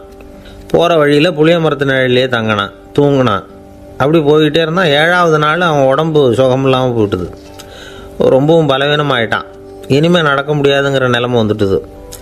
யோசித்து பார்த்தான். சரி, இதுக்கு மேலே போக வேண்டாம் அப்படின்னு முடிவு பண்ணிவிட்டு திரும்பி வர ஆரம்பிச்சிட்டான். திரும்பி வர்றப்போ வழியில் வேப்ப மரத்து நிழலையே தங்கி தங்கி வந்தான். நாளுக்கு நாள் உடம்பு சரியாக வந்துட்டுது. 7ஆவது நாள் வீட்டுக்கு சேர்றான். உடம்பு பழையபடியே கலகலப்பாயிட்டுது. பூரண சுகம். தேசாந்திரம் போன பையன் திரும்பி வந்துட்டானே அப்படின்னு அந்த அம்மா ஆச்சரியப்படலை. ஏன்னா அவங்களுக்கு தெரியும் இப்படி ஆகும்னு. பையன் சீக்கிரமாக திரும்பி வரணுங்கிறதுக்காக தான் அவங்க அந்த யோசனையை சொன்னாங்க. என்ன விஷயங்கிறதையும் அவங்களே சொன்னாங்க. மகனே, புளிய மரத்து நிழல் உடம்புக்கு உஷ்ணத்தை கொடுக்கும், சீக்கம் உண்டாக்கும். அதனால் நீ தொடர்ந்து புளிய மரத்து நிழலில் தங்கினாவே நோய்க்கு ஆளாயிட்ட. அதனால் நல்ல பயணத்தை முடிச்சுக்கிட்டு திரும்பி வரணுங்கிற முடிவுக்கு வந்துட்ட. திரும்பி வர்றப்போ நீ தங்கினது வேப்ப மரத்து நிழல். அது உடம்புக்கு குளிர்ச்சியை தரக்கூடியது, நோயை தீர்க்கக்கூடியது. அதனால் சுகமாக வீட்டுக்கு சேர்ந்துட்ட. உன்னோட தேசாந்திர பயணத்தை தடுக்கிறதுக்காக தான் இப்படி பண்ணினேன் அப்படின்னாங்களாம் அந்த அம்மா. பார்த்தீங்களா அம்மாவோட புத்திசாலித்தனத்தை? அப்பாவாக இருந்தால் இப்படியா பண்ணுவார்? ஒரு அப்பா பையன்கிட்ட 10 ரூபா கொடுத்து இதை எடுத்துக்கிட்டு அடுத்த ஊருக்கு போய் அங்கே இருக்கிற மாமா கிட்ட இதை கொடுத்துட்டு வாடா, வழியில் எங்கேயாவது மரத்தடியில் படுத்து தூங்கி விடாதே அப்படின்னு எச்சரிக்கை பண்ணி அனுப்புனாராம். பையனுக்கு எச்சரிக்கையாக வாழறது எப்படிங்கிறத கற்றுக் கொடுக்கறதுக்காக இப்படி பண்ணார். அவன் பணத்தை வாங்கிட்டு போனான். அப்பா சொன்னதை மறந்துட்டு ஒரு மரத்தடியில் படுத்து தூங்கிட்டான். அவனுக்கு தெரியாமல் அவன் பின்னாடியே போன அப்பா அவன் கையில் இருந்த அந்த 10 ரூபாயை நைஸாக எடுத்துகிட்டு வந்துட்டார். அவன் பையில் தானே வச்சுருந்தான், அது தெரியாமல் எடுத்துகிட்டு வந்துட்டார். அவன் தூங்கிக்கிட்டு இருக்கான். எடுத்துகிட்டு ஒரு மறுபடியும் வீட்டுக்கு வந்துட்டார். பையன் முழிச்சுக்கிட்டு பையை தடவி பார்க்குறான், பணத்தை காணும். அழுதுகிட்டே திரும்பி வந்தான். அப்பா கிட்ட விஷயத்த சொன்னான். அப்பா சிரிச்சுக்கிட்டே சொன்னார், அதுக்கு தான்ப்பா ஆரம்பத்திலேயே எச்சரிக்கை பண்ணினேன், இனிமேலாவது நீ ஜாக்கிரதையாக இருக்கணும் அப்படிங்கிறதுக்காக தான் இப்படி பண்ணினேன். அந்த பணம் எங்கேயும் போயிடலை, நான் தான் அதை உனக்கு தெரியாமல் எடுத்து வச்சிருக்கிறேன். இதோ பாரு அப்படின்னு சொல்லிக்கிட்டு சைடு பாக்கெட்டில் கையை விட்டா அது ஓட்டையாக இருக்குது. அதை எவனோ ஏற்கனவே கத்திரிச்சு எடுத்துகிட்டு போட்டான். இப்போ அப்பா முகத்தில் அசடு வழிஞ்சுதான். ஒரு அரசனும் அமைச்சரும் ஒரு நாள் ரொம்ப சாவகாசமாக பேசிக்கிட்டு இருந்தாங்களாம். அரசன் அமைச்சரை பார்த்து ஒரு கேள்வி கேட்டிருக்கார். ஏங்க அமைச்சரே, ஆசை இல்லாத ஒரு மனுஷனால் இருக்க முடியுமா அப்படின்னு. ஏன் முடியாது, துறவி அப்படிங்கிறவங்கெல்லாம் அப்படிப்பட்டவங்க தானே அப்படின்னாராம் அமைச்சர். அவங்கெல்லாம் உண்மையிலேயே ஆசையை விட்டவங்க தானா அப்படின்னு கேட்டாராம் ராஜா. அப்படி தான் இருக்கணும் அப்படின்னாராம் அமைச்சர். அப்படின்னா ஆசையே இல்லாத ஒரு உண்மையான துறவியை நான் பார்க்கணுமேன்னார். அது என்ன பிரமாதம், அதுக்கு நான் ஏற்பாடு பண்ணுறேன் அப்படின்னு விட்டார் இவர். சொல்லிவிட்டு உடனே புறப்பட்டு போனார். அங்கே தேடினார். அப்புறம் தான் அவருக்கு புரிஞ்சுது உண்மை துறவியை கண்டுபிடிக்கிறது எவ்வளவு கஷ்டமான காரியம்னு. இருந்தாலும் ராஜா கிட்ட சொல்லியாச்சே உண்மை துறவியை காட்டுறேன்னு. இப்போ என்ன பண்ணுறது? ராஜா கிட்ட சொன்னபடி நடக்கலைன்னா அவருக்கு கோபம் வந்துடும். அமைச்சர் ஒரு யோசனை பண்ணார். அவருக்கு ஒரு வழி தெரிஞ்சுது. அதுதான் சரின்னு முடிவு பண்ணார். அதாவது அந்த ஊரில் அவருக்கு தெரிஞ்ச நாடக நடிகர் ஒருத்தர் இருக்கிறார், நல்லா நடிப்பார். அவரை போய் பார்த்தார். இதை பாருப்பா, எனக்காக நீ ஒரு காரியம் செய்யணும்னார். என்னன்னு கேட்டார் அவர். நீ ஒரு துறவி மாதிரி கொஞ்ச நேரத்துக்கு நடிக்கணும். ராஜா உன்னை பார்த்துட்டு போகிற வரைக்கும் நடி, அது போதும். அதுக்காக உனக்கு 10,000 ரூபா தரேன் அப்படின்னார். அவர் எந்த காலத்தில் இவ்வளவு பணத்தை மொத்தமாக பார்த்துருக்கார். அதனால் உடனே சரின்னு ஒத்துக்கிட்டார். அமைச்சர் அரண்மனைக்கு திரும்பி வந்தார். என்ன அமைச்சரே, இன்னுமா ஒரு உண்மையான துறவி கிடைக்கலன்னார். உண்மையான துறவி ஒருத்தரை இப்போ தான் கொஞ்ச நேரத்துக்கு முன்னாடி பார்த்து பேசிவிட்டு வர்றேன். அவர் நம்ம ஊருக்கு வெளியில் குளத்தங்கரையில் உள்ள ஒரு ஆலமரத்துக்கு அடியில் உட்காந்துருக்கிறார் அப்படின்னார் இவர். அப்படின்னா உடனே புறப்படுங்க அப்படின்னார் ராஜா. பரிவாரங்களோடு புறப்பட்டார். அங்கே அந்த மரத்தடியில் அந்த ஆள் வேஷம் போட்டுக்கிட்டு துறவி மாதிரி உட்காந்துருக்கிறான். ராஜா நேராக போனார்.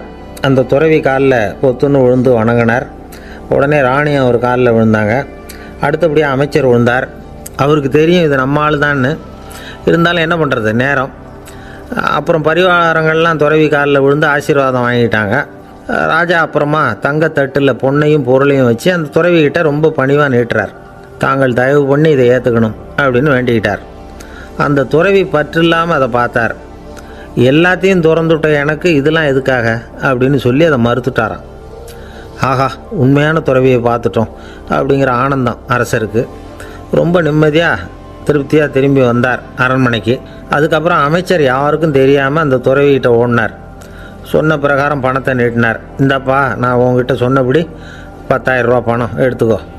அப்படின்னார். அந்த ஆள் ராஜா கிட்ட சொன்னது மாதிரியே எல்லாத்தையும் திறந்துவிட்டேன், எனக்கு இதெல்லாம் எதுக்காக வேணாம் அப்படின்னு விட்டாரான். நடித்த வரைக்கும் போதும்ப்பா, இனிமேல் இந்த நாடக வசனம்லாம் வேணாம், வேஷத்தை கலைச்சிரு, பணத்தை வாங்கிக்கோன்னார். இல்லைங்க, இது வேஷம் இல்லை, இது வசனமும் இல்லை, இது உண்மை. கொஞ்ச நேரம் துறவி மாதிரி நடித்ததுக்கே இந்த தேசத்து ராஜா ராணி அமைச்சர் பரிவாரங்கள் எல்லாம் என் காலில் விழுந்து வணங்குறாங்க. அப்படின்னா உண்மையான துறவியாக இருக்கிறது எவ்வளவு பெருமையான விஷயம். நான் உண்மையான துறவியாக ஆக போகிறேன், அப்படி முடிவும் பண்ணிட்டேன் அப்படின்னார் அந்த நடிகர். வேஷம் கூட எப்படிப்பட்ட விளைவுகளை உண்டு பண்ணுது பார்த்தீங்களா. நம்மால் ஒருத்தன் ரொம்ப வசதியாக தான் இருந்தான், ஒரு நாள் அவன் சொத்து பூரா திருட்டு போயிட்டுது. அதுக்கப்புறம் இவன் துறவி மாதிரி ஆகிட்டான், ஊர் ஊராக சுற்றினான், ஒரு குருநாதரை தேடி கண்டுபிடிச்சான், அவர்கிட்ட சீடனாக சேர்ந்துக்கிட்டான். அவனை பார்த்து ஒருத்தர் கேட்டார், நீ உண்மையான சீடன் தானான்னு. இல்லைங்க, சீடன் மாதிரி நடிச்சுக்கிட்டு இருக்கிறேன் அப்படின்னா. அது குரு துரோகம் இல்லையா அப்படின்னு கேட்டார் அவர். இல்லைங்க, நான் பண்ணது குரு துரோகம் இல்லை, என் குரு பண்ணது தான் துரோகம். என்னுடைய பணத்தை கொள்ளையடித்தது இவர் தான், அதை எங்கே வச்சுருக்காருன்னு கண்டுபிடிக்கிறதுக்காக தான் இவர்கிட்ட வந்து சீடனாக சேர்ந்துருக்கிறேன் அப்படின்னா. ஒரு ஆள் இருந்தான், நிறைய பணம் சம்பாதிச்சான், ஆனால் செலவு பண்ண மனசு வரல, கருமி. அவன் என்ன பண்ணான், சேர்த்த பணம் பூராவையும் ஒரு மரத்தடியில் புதைச்சி வச்சுருந்தான். வாரத்துக்கு ஒரு தடவை அந்த மரத்தடிக்கு வருவான், புதைச்ச இடத்த ஆவலோடு பார்த்துக்கிட்டு இருப்பான், அதுக்கப்புறம் போயிடுவான், அவ்வளவுதான். ஒரு நாள் ஒரு திருடன் வந்தான், இவன் புதைச்சி வச்சுருந்ததெல்லாம் எடுத்துகிட்டு போட்டான். இது தெரிஞ்சு போச்சு. அந்த கருமி புலம்ப ஆரம்பிச்சிட்டான். இவன் புலம்பலை கேட்டதும் அக்கம் பக்கத்தில் இருந்தவங்கெல்லாம் ஓடி வந்தாங்க. என்ன விஷயம்னு விசாரித்தாங்க. இவன் சொன்னான். ஒரு பெரியவர் கேட்டார், ஏப்பா வாரம் வந்து இந்த இடத்த பார்க்குறதாக சொன்னியே, எப்போவாவது இதில் இருக்கிற பணத்தை எடுத்து செலவு பண்ணியிருக்கியா அப்படின்னு கேட்டார். நான் அப்பப்போ வந்து அதை பார்க்குறது தான் வழக்கம், அதை தொட்டதே இல்லைன்னு அவன். சரி, அப்படின்னா இப்போவும் நீ அதே மாதிரி வாரம் ஒரு தடவை வந்து இந்த இடத்த பார்த்துட்டு போகலாமே அப்படின்னாராம் அந்த பெரியவர். அதுவும் சரிதானே, எவ்வளவு காலமானாலும் அவன் அந்த பணத்தை எடுத்து செலவு பண்ண போகிறதில்ல. அப்படி இருக்கிறப்ப உள்ளே பணம் இருந்தாலும் ஒன்று தான், இல்லாமல் போனாலும் ஒன்று தான். இதிலேருந்து என்ன புரியுதுன்னா, ஒருத்தர்கிட்ட இருக்கிற பணத்தை கொண்டு அவர் பணக்காரரா ஏழையா அப்படின்னு முடிவு செய்கிறது சரியில்லை. அந்த செல்வத்தை அனுபவிக்கிற திறன், பயன்படுத்துகிற திறன், அதை வச்சு தான் அவர் ஏழையா பணக்காரரா அப்படிங்கிறத நிர்ணயம் பண்ணணும். அதுதான் சரி. செலவு பண்ண தெரியாதவன் சேகரம் பண்ணிகிட்டே இருக்கிறதுனால என்ன பிரயோஜனம்? தலைமுடியே இல்லாதவன் தாராளமாக சீப்புகளை வாங்கி சேகரம் பண்ணுறது மாதிரி தானே இது. சில சமயம் செலவு பண்ண நாம் தயாராக இருந்தால் கூட அந்த செல்வம் நமக்கு பயன்படுறதில்ல. அரேபியாவில் ஒரு நகை வியாபாரி விலை உயர்ந்த முத்துக்களை எல்லாம் அவர் வச்சு வியாபாரம் பண்ணிகிட்டு இருந்தார். அவர் ஒரு சமயம் ஒரு பாலைவனம் வழியாக போயிட்டு இருக்கிறார் ஒட்டகத்தில். அப்போது திடீர்னு கடுமையான புயல் வீச ஆரம்பிச்சுட்டுது. திசை தவறி இவர் எங்கேயோ வந்துட்டார். கூட வந்தவங்களையும் காணலை, எங்கே போனாங்களோ தெரியல. இவர் ரொம்ப பயந்து போய் அங்கே எங்கேயுமா அலைஞ்சு திரியிறார். வழியே தெரியல, பசி கடுமையாயிட்டுது. ஒட்டகத்து முதுகில் ஒரு மூட்டை இருந்தது, அதை பிரித்து பார்த்தார். உள்ளே ஏதாவது இருக்கான்னு தேடி பார்க்குறார். அது வரைக்கும் கண்ணில் தட்டுப்படாத அபூர்வமான ஒரு பை கண்ணில் பட்டுது. ஆஹா, அதில் ஏதாவது சாப்பிட்றதுக்கு இருக்கும் அப்படின்னு நினச்சி ஆவலாக அதை பிரித்து பார்க்குறார். அந்த பையில் விலை உயர்ந்த முத்துக்கள் நிறைய இருந்துதான். அப்போ தான் அவர் நினச்சாராம், விலை உயர்ந்த முத்துக்கள் கூட சாப்பிட்றதுக்கு உணவாக முடியாது அப்படிங்கிறத புரிஞ்சுக்கிட்டாராம். எந்த நேரத்தில் எது நமக்கு தேவையோ அது நமக்கு தாராளமாக கிடைக்கணும். அப்படி அது கிடைக்கிறதுக்கு நம்மக்கிட்ட இருக்கிற செல்வம் பயன்படணும். அது நமக்கும் பயன்படலாம், நம்ம மூலமாக அடுத்தவங்களுக்கும் பயன்படலாம். அதுதான் செல்வத்தின் பயன். ஒரு மரத்தடியில் ஒருத்தன் உட்காந்து அழுதுகிட்டு இருந்தான். அந்த பக்கமாக வந்த இன்னொருத்தன், ஏப்பா அழுதுகிட்டு இருக்கிறேன்னு கேட்டான். இந்த இடத்துல தான் பூமிக்கு அடியில் பணம் இருக்குது, புதைச்ச இடம் தெரியல, அதான் அழறேன் அப்படின்னா. நல்லா ஞாபகப்படுத்தி பாரு, எந்த இடத்துல புதைச்ச அப்படின்னு கேட்டான் இவன். அது எப்படி எனக்கு தெரியும், புதைச்சி வச்சிருக்கிறவன் நான் இல்லையே, எங்கள் எதிர்த்த வீட்டுக்காரன் அப்படின்னானா இவன். அந்த ஆள் என்னை கண்ணாப்புண்ணான்னு திட்டிவிட்டான் சார், அதை நினச்சா எனக்கு ரொம்ப வருத்தமாக இருக்குது அப்படின்னு சொல்லி கவலைப்பட்டார் ஒருத்தர். இதில் கவலைப்படுறதுக்கு என்ன இருக்குது அப்படின்னார் ஒரு பெரியவர். அவர் ஒரு மகான். என்ன சார் இப்படி சொல்கிறீங்க, ஒருத்தர் நம்ம பார்த்து திட்டுனா வருத்தமாக இருக்காதா அப்படின்னார். அது எப்படி வருத்தமாக இருக்கும், திட்டுறதுங்கிறது என்ன, அது வெறும் சத்தம் தானே அப்படின்னார் அந்த பெரியவர். நம்ம ஆளுக்கு தலையை பிச்சுக்கலாம் போல் இருந்தது. இருக்காத அப்படின்னா நமக்கே அப்படி தானே தோணுது. அந்த பெரியவர் சொல்கிறது ரொம்ப பெரிய விஷயம். அதை நாம் புரிஞ்சிக்க முயற்சி பண்ணலாம்னா நடைமுறை வாழ்க்கைக்கு அது ஒத்து வர்றது மாதிரி தெரிய மாட்டேங்குது. இருந்தாலும் அந்த பெரியவர் அதுக்கு என்ன தான் விளக்கம் கொடுக்குறாருன்னு பார்ப்போமே. ஒரு ரயில் போயிட்டுருக்கு, அதில் ஒரு சாது போயிட்டுருக்கார். அந்த ரயில் அவர் ஹரித்வாரம் போயிட்டுருக்கார். அவர் ரயிலில் ஏகப்பட்ட கூட்டம். நம்ம ஊர் ரயில் கேட்கவா வேணும்? டிக்கெட் வாங்கிட்டு கொஞ்சம் பேர், வாங்காத கொஞ்சம் பேர். அது என்னத்துக்கு அனாவசியமாக டிக்கெட் அப்படிங்கிற நினப்பில் பாதி பேர். இந்த கூட்டத்துக்கு மத்தியில் அந்த சாதுவும் போயிட்டுருக்கிறார். உட்கார்றதுக்காக இருந்த இடத்துல ஒரு ஆள் படுத்துருக்கிறான். கொஞ்சம் முரட்டு ஆசாமி. அவன் கால் பக்கத்தில் கொஞ்சோண்டு இடம் பாக்கி இருந்தது. அந்த இடத்துல இந்த சாது உட்காந்துருந்தார். மெதுவாக உட்காந்துக்கிட்டார் போய். ஆனால் அந்த ஆள் ராத்திரி பூரா இவரை காலால் உதச்சிக்கிட்டே இருக்கிறான். அது இவருக்கு ரொம்ப அவமானமாக பட்டுது. அதனால் துக்கம் ஏற்பட்டுது. இருந்தாலும் அதை ஒரு மாதிரியாக சகிச்சுக்கிட்டே இவர் வந்து சேர்ந்தார். பொழுது விடிஞ்சுது. அந்த சாது ஹரித்வார் வந்து சேர்ந்தார். அங்கே ஒரு பெரிய ஞானியை சந்தித்தார். ராத்திரி ரயிலில் அந்த ஆள் உதைச்சதையும் அதனால் தனக்கு ஏற்பட்ட துக்கத்தையும் இந்த சாது அந்த ஞானிகிட்ட சொன்னார். சொல்லிவிட்டு, ஏன் சுவாமி, எனக்கு துக்கம் ஏற்பட்டதே அது தப்பா அப்படின்னு கேட்டார். தவறு தான்னார் அந்த ஞானி. உனக்கு இன்னமும் தேக அபிமானம் போகலைங்கிறது தான் அது காட்டுது. அஷ்டாவக்கிரர் என்ன சொல்கிறார் தெரியுமா? உண்மையான ஞானி யாராவது தன்னை வந்தனை செய்தால் அதற்காக சந்தோஷப்பட மாட்டார், யாராவது நிந்தனை செய்தால் அதற்காக வருத்தப்பட மாட்டார் அப்படின்னு சொல்கிறார். நிந்தனைங்கிறது ஒரு ஒலி தான். தேகாபிமானம் இருக்கிற வரைக்கும் இந்த ஒலி நம்மளை வேதனைப்படுத்தும். நான் தேகம் இல்லை, ஆத்மா அப்படிங்கிற நினைவு இருந்தால் இந்த ஒலி நம்மளை பாதிக்காது. மனு என்ன சொல்கிறார் தெரியுமா? ஒரு சாதகன் பாராட்டுதலை விஷம்னு நினச்சி பயப்படணும், அவமானத்தை அமிர்தம்னு நினச்சி சந்தோஷப்படணுங்கிறார். அவமானப்பட்டால் கவலைப்படாமல் எப்படி இருக்க முடியும் அப்படின்னு தான் நமக்கு தோணும். அதனால தான் நம்மளில் யாரும் இதுக்கு உதாரணமாக யாரையும் காட்ட முடியல. புத்தரையும் கபீரையும் உதாரணமாக காட்டுறாங்க. அவங்களுக்கெல்லாம் அவமானம் ஏற்பட்டப்போ கவலையே படலையாம்.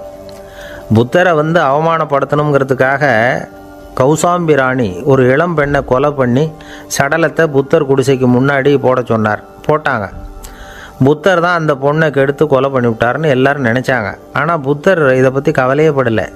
அப்புறமா உண்மை தெரிஞ்சதும் புத்தர் புகழ் இன்னும் அதிகமாயிட்டுது. ஒரு பெரிய சபையில் ஒரு மோசமான பொண்ணு நுழைஞ்சி தனக்கும் கபீருக்கும் சம்பந்தம் உண்டுன்னு சொன்னான். கபீர் கவலைப்படலை. அவங்க மாதிரியெல்லாம் நாமளும் இருக்க கற்றுக்கணும். நிந்தனை, அபகீர்த்தி, அவமானம் எல்லாம் ஆண்டவன் கொடுக்குற பிரசாதம்னு நினைக்கணும் அப்படின்னு சொல்கிறார் அந்த ஞானி. இதை கேட்ட இந்த காலத்து ஆசாமி ஒருத்தர், நான் கூட அப்படி தான் சார், யாராவது அவமானப்படுத்தினா கவலைப்பட மாட்டேன். நேற்று கூட ஒருத்தர் என்ன பலார்னு அரைஞ்சுட்டார், நான் கொஞ்சம் கூட கவலைப்படலை, பேசாமல் வந்துட்டேன்னார். ஏன் அப்படி வந்துட்டீங்க அப்படின்னு. அவர் அரைஞ்சதுலேயும் ஒரு அர்த்தம் இருந்தது, அதனால தான் அப்படி வந்துட்டேன்னார். ஏன் அரைஞ்சாருன்னு கேட்டேன். 10 வருஷத்துக்கு முன்னாடி 15 ரூபா அவர்கிட்ட கடன் வாங்கினேன், அதை கேட்டு கேட்டு பார்த்துட்டு கடைசியாக தான் அரைஞ்சார் அப்படின்னார். ஆண்டவனுடைய பிரசாதம் இவருக்கு அடிக்கடி கிடைக்கும் போல இருக்கு. ஒரு பல்கலைக்கழகம், அங்கே ஒரு இலக்கிய பேராசிரியர், அவர் பாடம் நடத்திக்கிட்டு இருந்தார். ராபர்ட் ப்ரௌனிங் எழுதிய கவிதைகளை பற்றி சொல்லிகிட்டு இருக்கிறார். மாணவர்களும் ரொம்ப அக்கறையாக அதை கேட்டுக்கிட்டு இருக்கிறாங்க. ஒரு குறிப்பிட்ட கவிதையை பற்றி சொல்லும் பொழுது அந்த பேராசிரியருக்கே ஒரு சந்தேகம். அதாவது அந்த கவிதையின் சரியான அர்த்தம் என்னங்கிறதுல சந்தேகம். பேராசிரியர் யோசனை பண்ணார். அந்த கவிதையை முழுசாக புரிஞ்சிக்க முடியல. அதனால் மாணவர்களை பார்த்து சொன்னார், மாணவர்களே, ஒரு நாள் பொறுத்துங்க, இந்த கவிதையை எழுதின கவிஞர் எங்கள் வீட்டுக்கு பக்கத்தில் தான் இருக்கிறார். இன்றைக்கி சாயந்தரம் நான் அவரை நேரிலேயே போய் பார்க்குறேன், பார்த்து இதுக்கு என்னங்க அர்த்தம்னு கேட்டுக்கிட்டு வந்துவிடுறேன், அதுக்கப்புறம் உங்ககிட்ட சொல்கிறேன் அப்படின்னாராம். அன்றைக்கி சாயந்தரமே அந்த பேராசிரியர் கவிஞரை தேடிக்கிட்டு போயிட்டார். கவிஞர் அவங்க வீட்டில் அவர் பாட்டு உட்காந்துருந்தாராம்.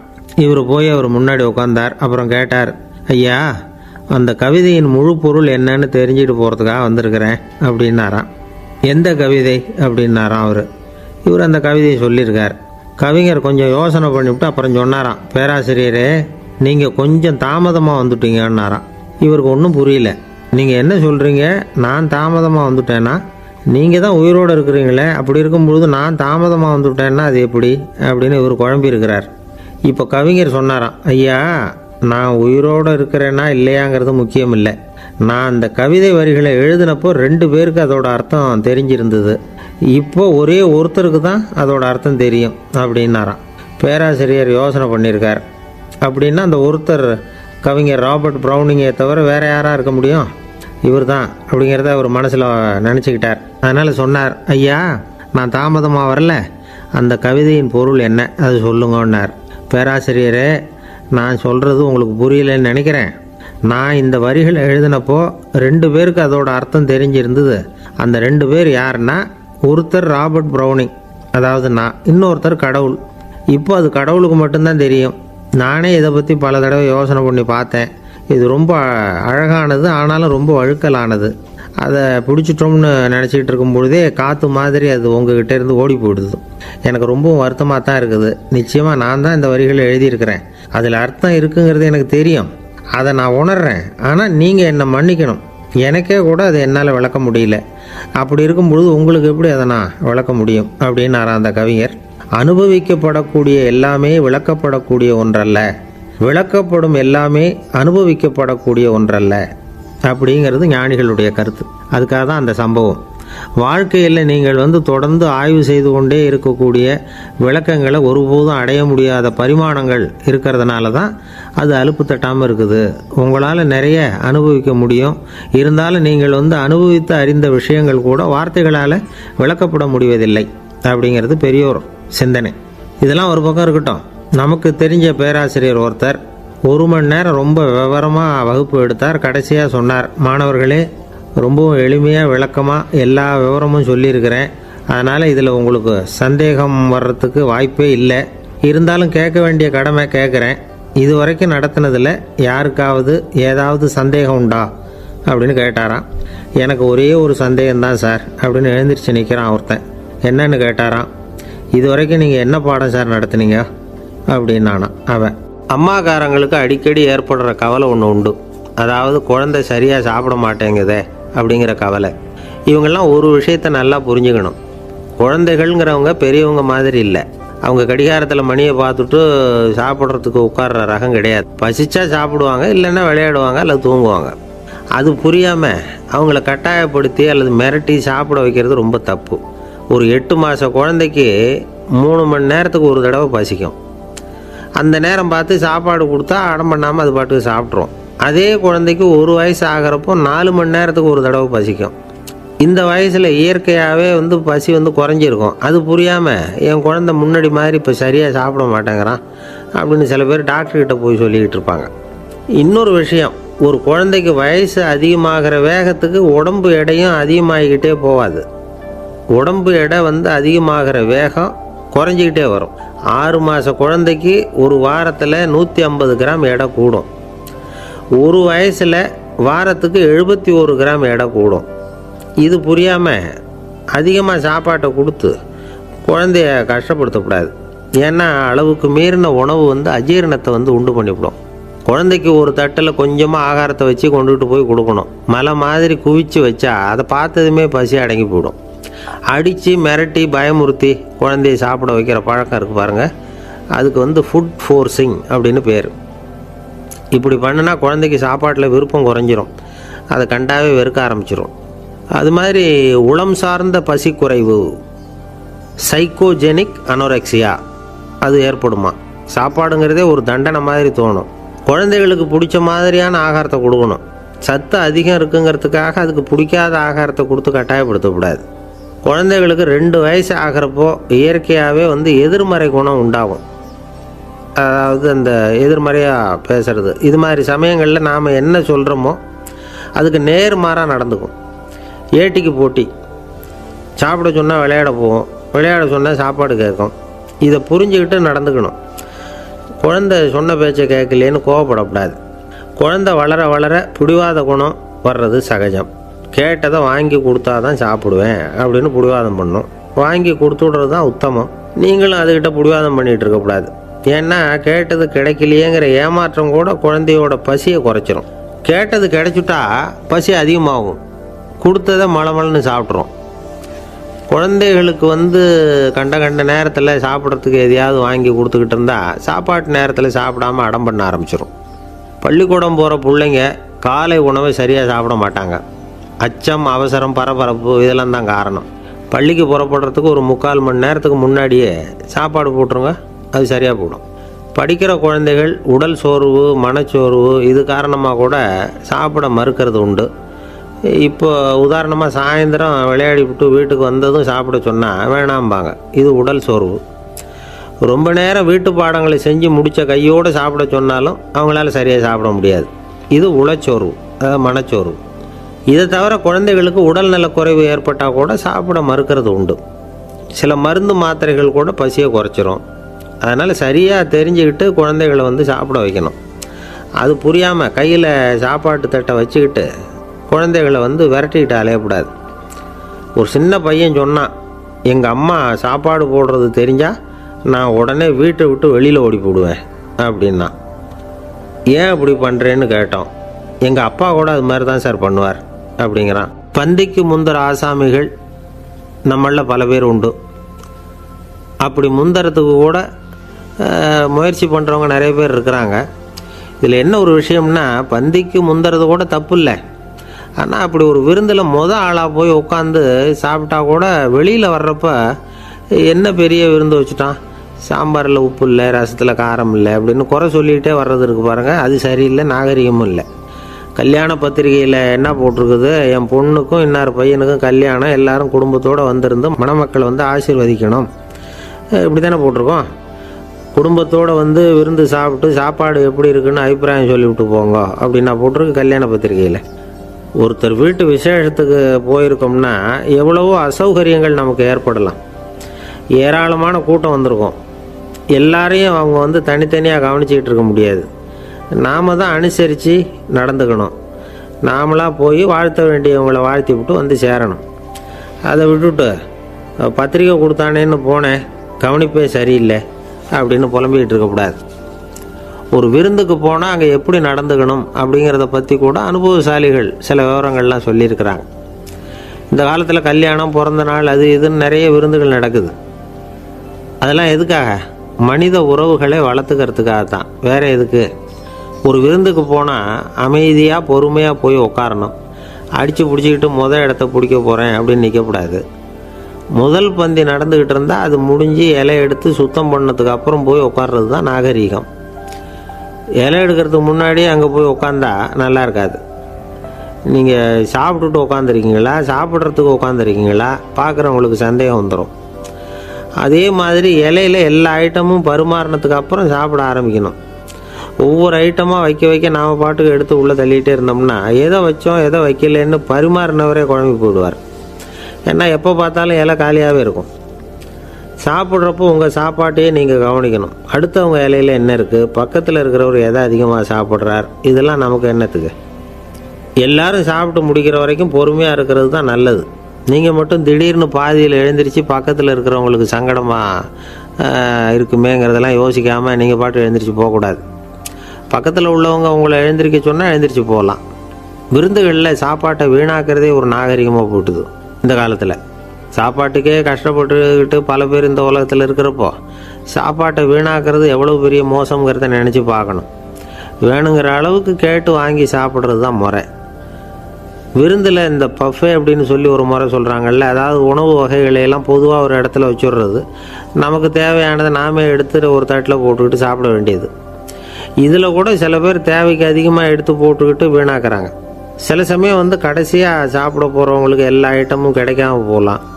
அதை போய் பெருசு பண்ணிகிட்டு இருக்கக்கூடாது. என்ன சார் இந்த அளவுக்கு கூடவா நாகரிகம் தெரியாமல் இருக்கிறோம், இதை போய் பெருசாக சொல்ல வந்துட்டீங்களே அப்படின்னு நினைக்கலாம். ஒருத்தர் 2 பேருக்கு இந்த விவரம் தேவைப்படலாம். அவங்க காதலையும் இது விழட்டுமேங்கிறதுக்காக தான் இது. ஒரு பெரிய கல்யாண விருந்து நடந்துக்கிட்டு இருந்தது. விருந்து மண்டபத்து வாசலில் ஒருத்தர் நின்றுக்கிட்டு வர்றவங்களையெல்லாம் ரொம்ப மரியாதையாக வணங்கி உள்ளே அனுப்பி வச்சுக்கிட்டு இருந்தார். எப்படி தெரியுமா? வர்றவங்க கையெல்லாம் பிடிச்சி முத்தம் கொடுத்து அதுக்கப்புறம் உள்ளே அனுப்பி வச்சுக்கிட்டு இருந்தாராம். கூட்டம்லாம் முடிஞ்சதுக்கப்புறம் அவர்கிட்ட போய் கேட்டிருக்கிறாங்க, சார் நானும் எவ்வளவோ விருந்துகளுக்கு போயிருக்கிறேன், இருந்தாலும் இவ்வளவு மரியாதையாக வர்றவங்க கைக்கெல்லாம் முத்தம் கொடுத்து வரவேற்கிறத இங்கே தான் பார்க்குறேன் அப்படின்னு சொன்னாங்க. அதுக்கு அவர் சொன்னார், அட போங்க சார், நான் முத்தம் கொடுக்கல, முந்தின பந்திக்கு சாப்பிட்டவங்களே அடுத்த பந்திக்கும் வர்றாங்களான்னு மோந்து பார்த்து அனுப்பி வச்சுக்கிட்டு இருந்தேன் அப்படின்னார். ஒருத்தர் மனசில் நிம்மதி இல்லாமல் உட்காந்துருந்தார். என்ன சார் விஷயம் அப்படின்னு விசாரித்தேன். அகலக்கால் வச்சுட்டேன், அதுதான் அவதிப்படுறேன்னார். விவரமாக சொல்லுங்கன்னு. வீடு கட்டணும்னு ஆரம்பித்தேன், வேலை பாதியிலேயே நிற்கிது, கையில் பணம் இல்லை அப்படின்னார். இது மாதிரி ஆசாமிகள் பல பேரை நீங்கள் பார்த்துருக்கலாம். இவங்கெல்லாம் சுலபமாக மன அழுத்தத்துக்கு ஆளாயிடுறாங்க. மன உளைச்சல், அதாவது ஸ்ட்ரெஸ் அப்படின்னு சொல்கிறோமே, அதுக்கு அடிப்படையான சில காரணங்கள் உண்டு. அதாவது மிகையாக திட்டமிடுதல் அப்படிங்கிறதும் ஒரு முக்கியமான காரணம். நடைமுறை சாத்தியம் என்னங்கிறத மனசில் வச்சுக்கிட்டு எந்த திட்டத்தையும் தீட்டணும், அப்போ தான் அது சரியாக வரும். ரெண்டாவது காரணம் என்ன தெரியுமா? ஒரே நேரத்தில் பல்வேறு செயல்களில் ஈடுபடுறது. தொலைபேசியில் பேசிக்கிட்டே கையில் இருக்கிற கடிதத்தை படிச்சுக்கிட்டே எதிரில் உட்காந்துக்கிட்டு இருக்கிறவருக்கும் அப்பப்போ பதில் சொல்லிக்கிட்டு மனசில் பல்வேறு சிந்தனைகளை அப்படியே ஓட விட்டுக்கிட்டு இருக்கிறது, இதுவும் மன அழுத்தத்தை உண்டாக்குது. மூணாவது காரணம், எதிலேயும் வெற்றி மட்டும் எதிர்பார்க்குற ஒருதலைப்பட்சமான ஆர்வம். நாம் தொட்டதெல்லாம் வெற்றியாகவே முடியணும் அப்படின்னு எதிர்பார்க்குறவங்க ஏதாவது ஒன்றில் தோல்வியை கண்டால் தோண்டு போயிடுறாங்க. எப்படியும் முடியலாம்ங்கிற எண்ணம் ஏற்கனவே நமக்குள்ளே இருந்துட்டுதுன்னா அந்த அவஸ்தை வராது. அதனால் அதுவும் நம்ம வளர்த்து கொள்ள வேண்டிய ஒரு குணம். மன உளைச்சல் ஏற்படுறதுக்கு இன்னொரு காரணம், எதையும் வேகமாக செஞ்சுடணும் அப்படிங்கிற துடிப்பு. அந்த துடிப்பே மனசை அழுத்த ஆரம்பிச்சிடும். எந்த ஒரு காரியத்திலையும் தாமதமோ இடையூறோ ஏற்பட்டால் அதை பொறுத்துக்கிற மனப்போக்கம் வேணும். அது இல்லாதவங்க அழுத்தத்துக்கு ஆளாயிடுறாங்க. சில பேர் வேலைன்னு எந்த நேரம் பார்த்தாலும் வேலையே கதின்னு கிடப்பாங்க. பொழுதுபோக்குக்கோ உடற்பயிற்சிக்கோ குடும்பத்தில் உள்ளவங்க அல்லது நண்பர்கள் கூட கலந்துரையாடவோ கொஞ்சம் கூட நேரம் ஒதுக்க மாட்டாங்க. இந்த சுபாவம் மன அழுத்தத்தை உண்டு பண்ணும். இதையெல்லாம் புரிஞ்சுக்கிட்டு அதிலிருந்து விடுபடுறது எப்படின்னு யோசிக்கணும். வல்லுநர்கள் இது தொடர்பாக சில யோசனைகளை சொல்லி வச்சிருக்கிறாங்க. அது என்னன்னா, வாழ்க்கைங்கிறது பிரச்சனைகளால் பின்னப்பட்ட ஒன்று. அது எப்போவுமே முடிவடையாத ஒரு தொடர்கதை அப்படிங்கிறத முதல்ல நாம் புரிஞ்சுக்கணும். ஒரே நேரத்தில் ஒரு காரியத்தில் மட்டுமே நாம் கவனம் செலுத்தணும். அடுத்தவங்க காரியத்தில் தலையிடக்கூடாது. எதையும் பேச ஆரம்பிக்கிறதுக்கு முன்னாடி நம்மை நாமே கேட்டுக்க வேண்டிய கேள்வி 2. 1, நான் சொல்ல போகிறது ரொம்ப முக்கியமானதா? 2வது, நான் சொல்கிறத அவங்க கேட்குறதுக்கு ஆசைப்படுறாங்களா? நான் பேசுகிறதுக்கு அது சரியான நேரம் தானா? இதை யோசித்து பார்த்ததுக்கப்புறம் எதையும் பேச ஆரம்பிக்கணும். முடிஞ்ச அளவுக்கு வளைந்து போகிற சுபாவத்தை வளர்த்துக்கணும். நம்ம நேரம் விலை மதிப்பு இல்லாதது, அதை வீணாக்கக்கூடாது. சிரிக்க தெரியலனாலும் பரவாயில்ல, முகத்தில் கொஞ்சம் புன்முறுவலாவது காட்டணும். இதெல்லாம் ரொம்ப முக்கியம். அடுத்தவங்க ஏதாவது செஞ்சால் உடனே நன்றி சொல்ல மறக்கக்கூடாது. தினமும் கொஞ்சம் நேரத்தை தனிமையில் செலவு பண்ணணும். மன உளைச்சலிருந்து விடுபடுறதுக்கு 3 முக்கிய வழிகள் சொல்கிறாங்க. அதை சுருக்கமாக ரெட் அப்படின்னு சொல்கிறாங்க. RED ஆங்கில எழுத்தில். அந்த முதல் எழுத்து R, அது என்னென்னா ரிலாக்ஸேஷன், அதாவது இடை ஓய்வு. 2வது E எக்ஸர்சைஸ், உடற்பயிற்சி. 3வது டயட், திட்டமிட்ட உணவு முறை. அதனால் தியானம், மூச்சு பயிற்சி இதெல்லாம் இந்த இடை ஓய்வுக்கு வழிகள். எந்த வேலையையும் தொடர்ந்து செய்யக்கூடாது. எல்லார்கிட்டையும் கலகலப்பாக பழகணும். மாதத்துக்கு ஒரு நாளாவது குடும்பத்தோடு வெளியில் போயிட்டு வரணும். சுலபமான உடற்பயிற்சிகளை செய்யலாம். உடற்பயிற்சிங்கிறது நமக்காக நாம் செய்கிற ஒரு நீண்டகால முதலீடு அப்படின்னு சொல்லுவாங்க. அதாவது லாங் டேர்ம் இன்வெஸ்ட்மெண்ட்டாக. அளவோடு சாப்பிட்ணும், மெதுவாக சாப்பிட்ணும். இதெல்லாம் கொஞ்சம் மனசில் வச்சுக்கிட்டு நடந்துக்கிட்டால் மகிழ்ச்சியாக வாழலாம். சில பேர் சாப்பாட்டு விஷயத்தில் ரொம்ப அக்கறை எடுத்துக்கிறது உண்டு. ஒரு குண்டு ஆசாமி சாப்பிட உக்காந்தார்.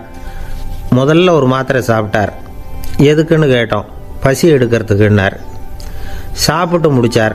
பிறகு மறுபடியும் ஒரு மாத்திரை சாப்பிட்டார். இது எதுக்குன்னு கேட்டோம். சாப்பிட்டது ஜீரணமாகறதுக்கு அப்படின்னார். ஒரு ஆஃபீஸில் வேலை பார்க்குற ஒருத்தர் ஏதோ தப்பு பண்ணிவிட்டார். உடனே மேல் அதிகாரி அவரை கூப்பிட்டு அனுப்புனார். நீ செஞ்சது தப்புன்னார் கோபமாக. இது ஒரு ரகம். சில அதிகாரிகள் இப்படி நீங்கள் செஞ்சது தப்புன்னு சொல்கிறதில்ல, நீங்கள் செஞ்சது சரி அப்படின்னு சொல்கிறதில்ல. எப்படி சொல்லுவாங்கன்னா, நீங்கள் செஞ்சது சரியில்லைன்னு நான் நினைக்கிறேன் அப்படின்னு